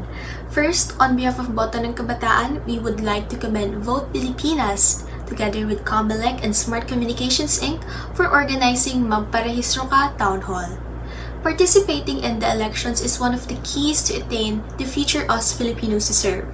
Voting is our civic responsibility, and without it, we won't have the freedom that we have today. In addition, it allows us to make our voices heard and enables us to be part of the decision-making that affects our life. Every Filipino has the capability and the right to vote. However, not everyone has the means to register, and some are not equipped with the necessary information. With these factors involved, it is important more than ever that we cooperate and collaborate hand in hand to empower, connect, mobilize youth organizations, leaders, volunteers, in order to get as many of the youth registered and vote in the 2022 national elections. This is our shared goal with Vote Pilipinas. It is truly inspiring to witness organizations like Vote Pilipinas dedicate their time to educate the nation, especially the youth, to register and encourage their right to vote. And thus, Boto ng Kabataan firmly believes that by partnering with Vote Pilipinas, we'll be able to further our cause and together mark and create the future that us Filipinos deserve. Madamo gid nga salamat sa Now You Know, Unang Aksyon at Boto ng Kabataan for your support here with Vote Pilipinas. I am excited to see what this partnership has in store for the campaign. Now, we turn to our other roster of partners joining us live. We have Arnold Justin Evardo, the Operations Manager from Lazy Labs Digital Marketing. Welcome, Arnold. Hello, good evening. Mayong gabi, viewers. Mayong gabi. Taga Cebu ka, Arnold? Taga-asa man ka, Yes. Arnold? Ayan. Taga Cebu ko. Iba Cebu talaga City, ang yes. ating mga bisdak. Ako bisdak sad ko, no? Thank you for joining us, and thank you so much, Lazy Labs, for saying yes to this partnership with Vote Pilipinas. Let's siguro start this conversation. Why Sure. did Lazy Labs Digital Marketing agree to partner with Vote Pilipinas? Take us into that experience of saying yes to Vote Pilipinas. Okay, so I'm currently representing our company since actually our CEO had a discussion with Ses, Andrew. And we had an initial meeting last Monday, and she introduced us what Vote Pilipinas is and also what is their initiative. And look at us now. We are here discussing to our fellow citizens, taga Visayas, also probably in other parts of the Philippines, to share my sentiments as well.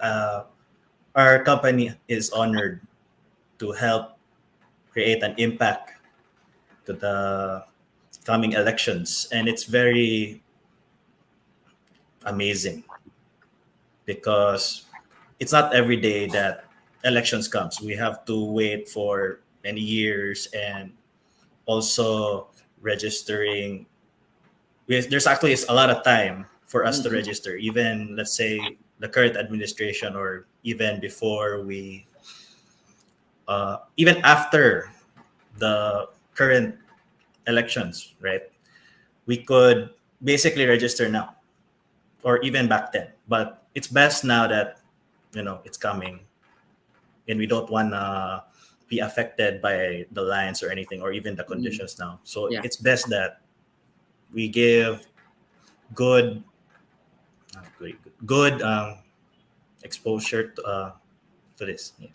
Yeah, salamat kaayo, Arnold. May we know, no, unsa ang ikahatag or ang makommit ni Lazy Lab Digital Marketing?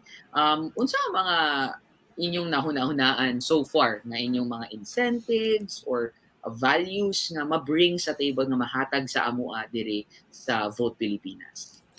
So far we're still discussing on what we can contribute here with Vote Pilipinas, but what I've been thinking of so far is one is localization. So basically translating on, let's say, materials from either Luzon or Mindanao, and we can basically turn it into something more of the Visayan accent. Another one is also sharing information, so that one of the things that I've heard with Vote Pilipinas is that we try to collaborate ourselves to acquire clear information on what kind of candidates are we voting for, because I really appreciate and support the movement. Like, each of us citizens here in the Philippines should be capable of creating or making their own decisions when it comes to voting. Sakto. Salamat kayo, Arnold. And now as we wrap up our conversation, no, we are truly looking forward to see unsay mugawas pa pamaagi aning partnership with Vote Pilipinas. Unsay mong final message, imong mensahe para sa atong mga naminaw o sa mga kabataan nga wala pa naka-vote, o sa mga tao nga gahuna-huna pa kung magpa-register pa ba sila, hapit na ang deadline. Unsay imong final message para sa atong mga participants karong gabi? Dapat jud magpa-rehistro jud ka, kay chance nimo para maka-choose atong bagong leaders kinsay mo himo sa decision in the next 6 years. So dapat lang magpa-register ka if kaya lang, kay labi na karon nga ECQ or GCQ ba sa asa kag dapita ron. So dapat lang planuhon na nimo nga makarehistro jud ka before September. Just do your best, guys. Kaya lang nato. That's true. Dagan kayong salamat, Arnold. Thank you for Thank you, taking Val. time off of your very busy Friday to be with us and commit Lazy Labs and on behalf of Lazy Labs to be with us here with Vote Pilipinas. Iba talaga ang commitment ng ating mga partners and I'm sure that everyone is doing their best to get registered. Maraming salamat, Arnold, and we hope to see you around sometime soon after this whole COVID issues are now dying down. Okay, let's bring back with me on the front stage Dor for the next segment of our program for this evening. Dor? Thank you very much, Val. Again, so much information that's very, very useful. I wish we had more time. So it's a really crucial time for us Filipinos again to get on board and exercise our right to vote. So with this, make sure you all stay up to date with our projects and events by following us on Vote Pilipinas on social media. That's Vote Pilipinas for Facebook, Instagram, and Twitter, of course. And also use our official hashtags to spread the word. Hashtag Vote Pilipinas, hashtag Magparehistro Ka, hashtag Para sa Bayan. And we're nearing the end of our program, kaya naman we want to stay consistent as possible with the energy and goal of this program. Lahat tayo Pilipino, lahat tayo ay may kaparatang magparehistro at bumoto. Wanna know who else is a registered voter? Let's watch this video.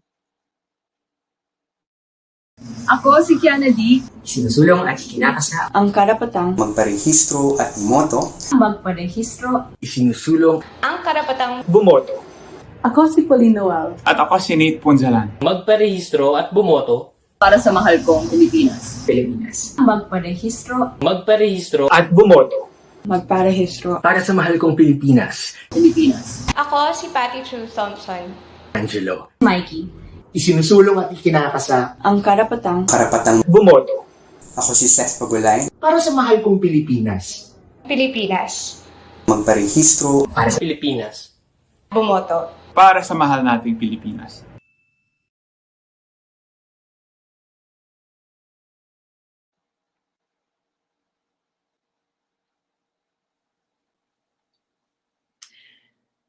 If you're looking for a sign, this is the sign. To everyone who's still tuning in, we hope the speakers and videos helped in making you guys, girls and gays, more informed citizens because it did for me. Ikaw ba, Dor? Well, same here, Val. So much information. I did take my own set of notes also. And parang lahat ata ng tanong ko nasagot na. However, if the audience still has questions, don't worry because we still have our Q&A segment with Comelec for your queries. Keep on sending us your questions and messages and we'll try our best to address them. At para sagutin ang inyong mga katanungan, we have again Comelec Assistant Director, Director Francis Agandadao Arabe. Hi, I'm back. Thank you. Hello. It's nice to have you. So we have a few questions for you and I believe that my partner Val could start the question and answer portion. Thank you so much, partner. Thanks for still being with us, Assistant Director Francis. Really goes to show what kind of commitment Comelec has for these kinds of activities that are being run by organizations such as Vote Pilipinas. We have common questions that would like to ask you, and we're kicking off with this question. Can people use the new Comelec app to register? Para sa mga new voters, some of them are confused po, Assistant Director Francis, kung alin po doon ang gamitin. Can they use the new Comelec app to register? Are we talking about the mobile app that we have? Yes, Oh, yeah. The mobile app for registration is on its pilot test. So it only covers 500 cities and municipalities in the country. So hindi pa siya available nationwide.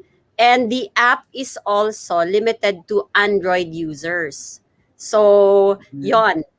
So it's just actually one of the options that they may avail of. But we still have iRehistro and the website of the Commission on Elections, as well as the Facebook, the website account of Vote Pilipinas, where it gives you the walkthrough on how to register.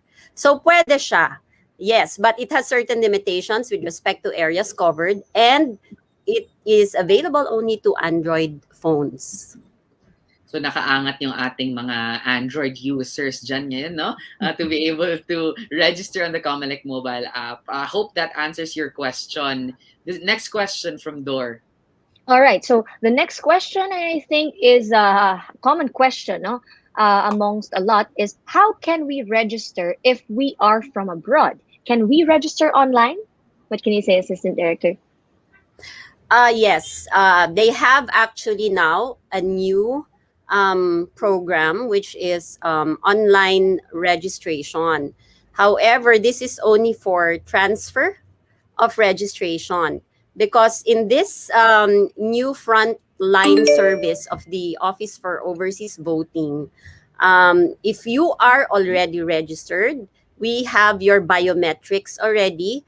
So if you need to transfer, all you have to do is to go online and transfer your registration. Pero doon sa mga bago pa lang, you really have to go to your Philippine Post, embassy siya or sa consular offices ninyo in order to register, kasi kailangan namin na makuha yung biometrics ninyo, meaning your picture, your fingerprint, and your digital signature. You can know more about this. Yeah. They have their website, they have their Facebook account, Office for Overseas Voting, and the procedure is there. They have also AVPs that will guide them in the use of the online registration system for overseas Filipinos. Thank you for that, Assistant Director. So, for those po na may mga ibang katanungan pa sa proseso po, no, nitong online registration for transfer of registration, and for those na magpaparehistro rather, biometrics, please visit the Office for Overseas Voting. Back to you, Val. Yeah. Now, Assistant Director, are Comelec offices available for walk-ins? Like, if I want to register today, I'm just going to walk in. Can we do that? If yes, what offices allow that currently sa Comelec? Absolutely, Val. The appointment system was established for morning applicants. The afternoon part of the day is reserved for walk-in applicants. At this point, puno na yung appointment system natin nationwide. So we are encouraging everyone to just go walk-in. Meron po. Konting tiyaga lang po, pero mabilis naman po yung proseso as long as you have your forms already with you. The biometrics taking will only last between 3 to 5 minutes. So pwede, yes, Val, they can go to their local Comelec offices as well as the satellite registration schedules and walk in to register. Good to know na pwedeng-pwede naman pala. Dor, yeah, take it away, Dor. So, earlier, no, Assistant Director, we had a speaker, Ms. Cebu, Ms. Rain Baljak, and her question is, all new voters must register online, but the calendar is full. So for people residing in the Philippines, just like in Cebu, no, where can they go to make an in-person appointment just to speed up the process of application? Ito yung mga walk-in, ano. So, this is where Vote Pilipinas comes in. Meron silang step-by-step na tool that they can avail of. And in the end, sa tool na yan, sa site ng Vote Pilipinas, it will give you a list of the requirements that you need to bring, as well as the address of the local Comelec. Ang pagpaparehistro po ay base sa sa city at munisipyo ninyo. So you go to the Comelec of your city or municipality. Sa Cebu, di ba, you go to Cebu, I think they have different districts. So depende kung saan kang distrito. Thank you very much. So I have another question as regards youth participation, because that was an intense topic earlier, Assistant Director. The question here is, how can you increase youth participation and voter education, which was highlighted earlier, for those who have less access to education and technology?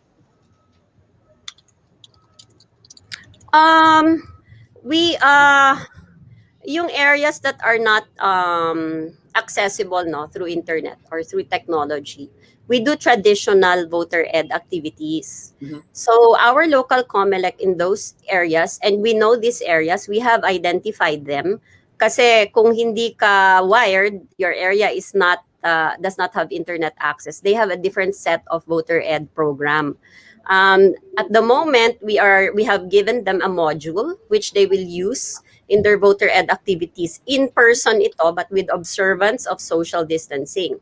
In addition to their own voter ed campaign sa ating mga local Comelec offices, we also partner with the schools or universities in the area to help us expand the voter education program of the Commission on Elections. So we have a lot of partnerships, and they help the Comelec a lot in terms of information dissemination. Right. That's really nice. Hindi man pala Go ahead. talaga pinagkait yung chance for people to go out there to educate Oh, themselves, oh, to oh. participate. Yes, and yes, yes. Even the vulnerable sector, we have the Yeah. indigenous peoples na inaakyat pa po talaga namin in order to conduct voter education activities. And then we have our elderly, our senior citizens, and our PWDs na meron din kaming ibang sistema of voter education. Kung ano po ang suited sa kanila, we will adjust. I think we have here a final question, Assistant Director Francis. For those who will be abroad by election time, I think siguro naabutan ng lockdown or whatever, but are still here in the Philippines during registration time, where can they go to register? We have the Office for Overseas Voting dito, and we also have satellite offices.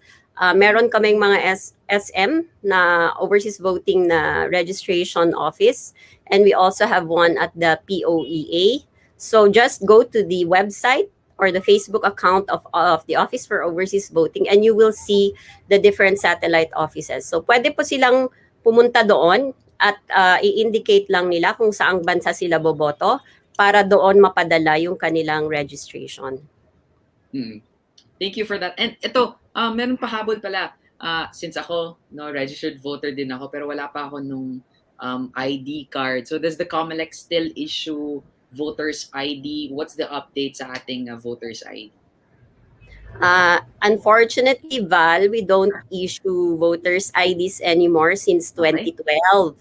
So I myself don't have a voter's ID because I moved to another city, and wala na akong ID. We stopped printing our voter's ID because of the national ID system that will be implemented. Nung dumating yung batas na yon, nag-stop na po ang Comelec sa pag-print ng ID to give way to the national ID system. Thank you so much for that clarification, Assistant Director. Kasi feeling ko madami pang nag-e-expect na may dadating pa na ID, diba? Na voter's ID.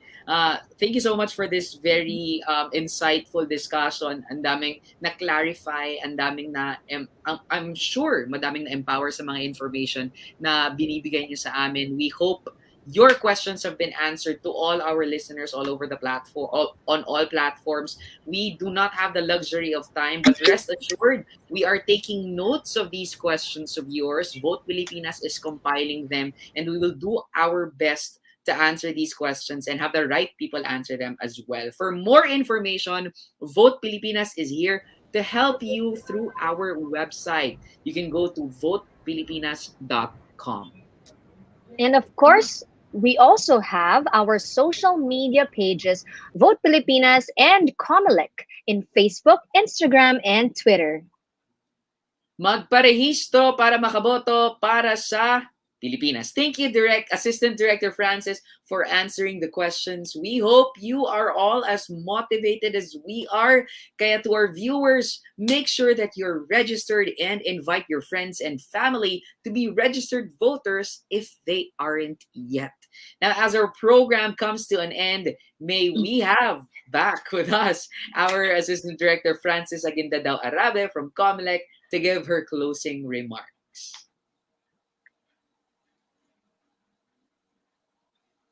Di pa pala yun huli. no? Partner. May Oo, exposure pa that's si- how much Comelec, no, and Vote Pilipinas is so committed. In fact, now we're doing this for Visayas. Last time we did it for Luzon. So talagang madaming information na napupulot, no? And maraming salamat po sa lahat na itulong at nasabi ni yan, Assistant Director. Tayo po ulit.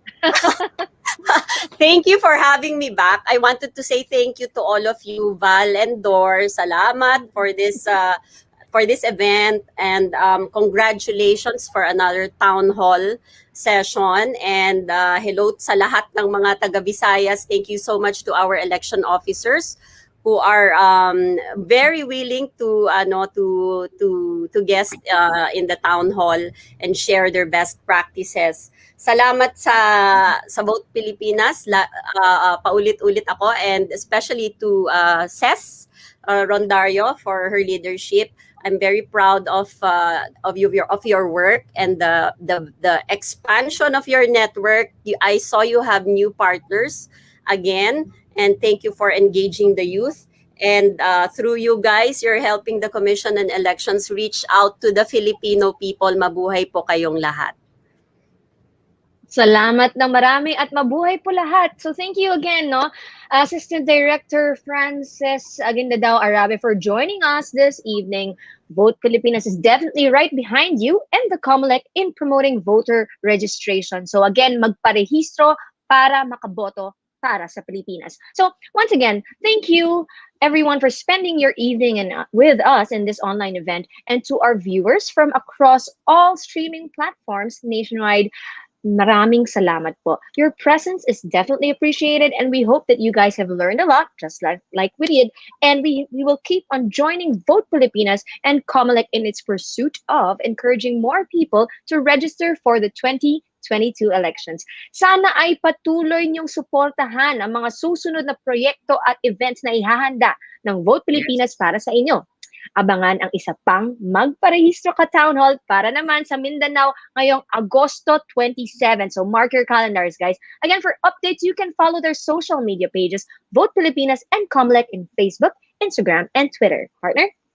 Also, please don't forget to use these hashtags to help spread voter information. Hashtag Vote Pilipinas, hashtag magparehistro ka, hashtag para sa bayan, and let more people know about the campaign. Pwede nyo rin bisitahin ang website comelec.gov.ph at www.votepilipinas.com para sa ibang impormasyon at para masubukan niyo na rin ang voter registration service test. Hikayatin ang inyong mga kapamilya at kaibigan. Huwag niyong kalimutan na magparehistro. Tuparin natin ang tungkulin natin sa Pilipinas. Lagit-lagi para sa bayan. This has been 𝐕𝐎𝐓𝐿 of the Association of Young Environmental Journalists. And this has been Darlene Dimonana, V81 Worldwide and CAD Concepts. Have a great day muli at magandang gabi. Maayong gabi, mayad nga gabi sa inyong lahat. This was such a joy with you, Dor. Thank you very much, partner. And salamat po ulit. Mabuhay ang lahat.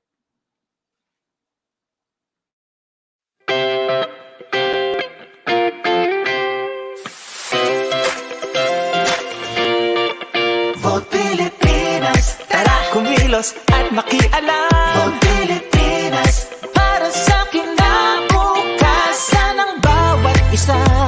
May pananagutan, alay natin para sa bayan. Ang boses mo'y gamitin, karapatan ang kinin. Heto na ang pagkakataon para makibahagi ang boto mo. Sama para sa bayan. Vote Pilipinas, kumilos na, magparehistro ka. Vote Pilipinas, makialam, makibahagi. Vote Pilipinas, kumilos na, magparehistro ka. Vote Pilipinas, makialam, makibahagi. Para sa bayan, para sa bayan. Vote Pilipinas, magparehistro.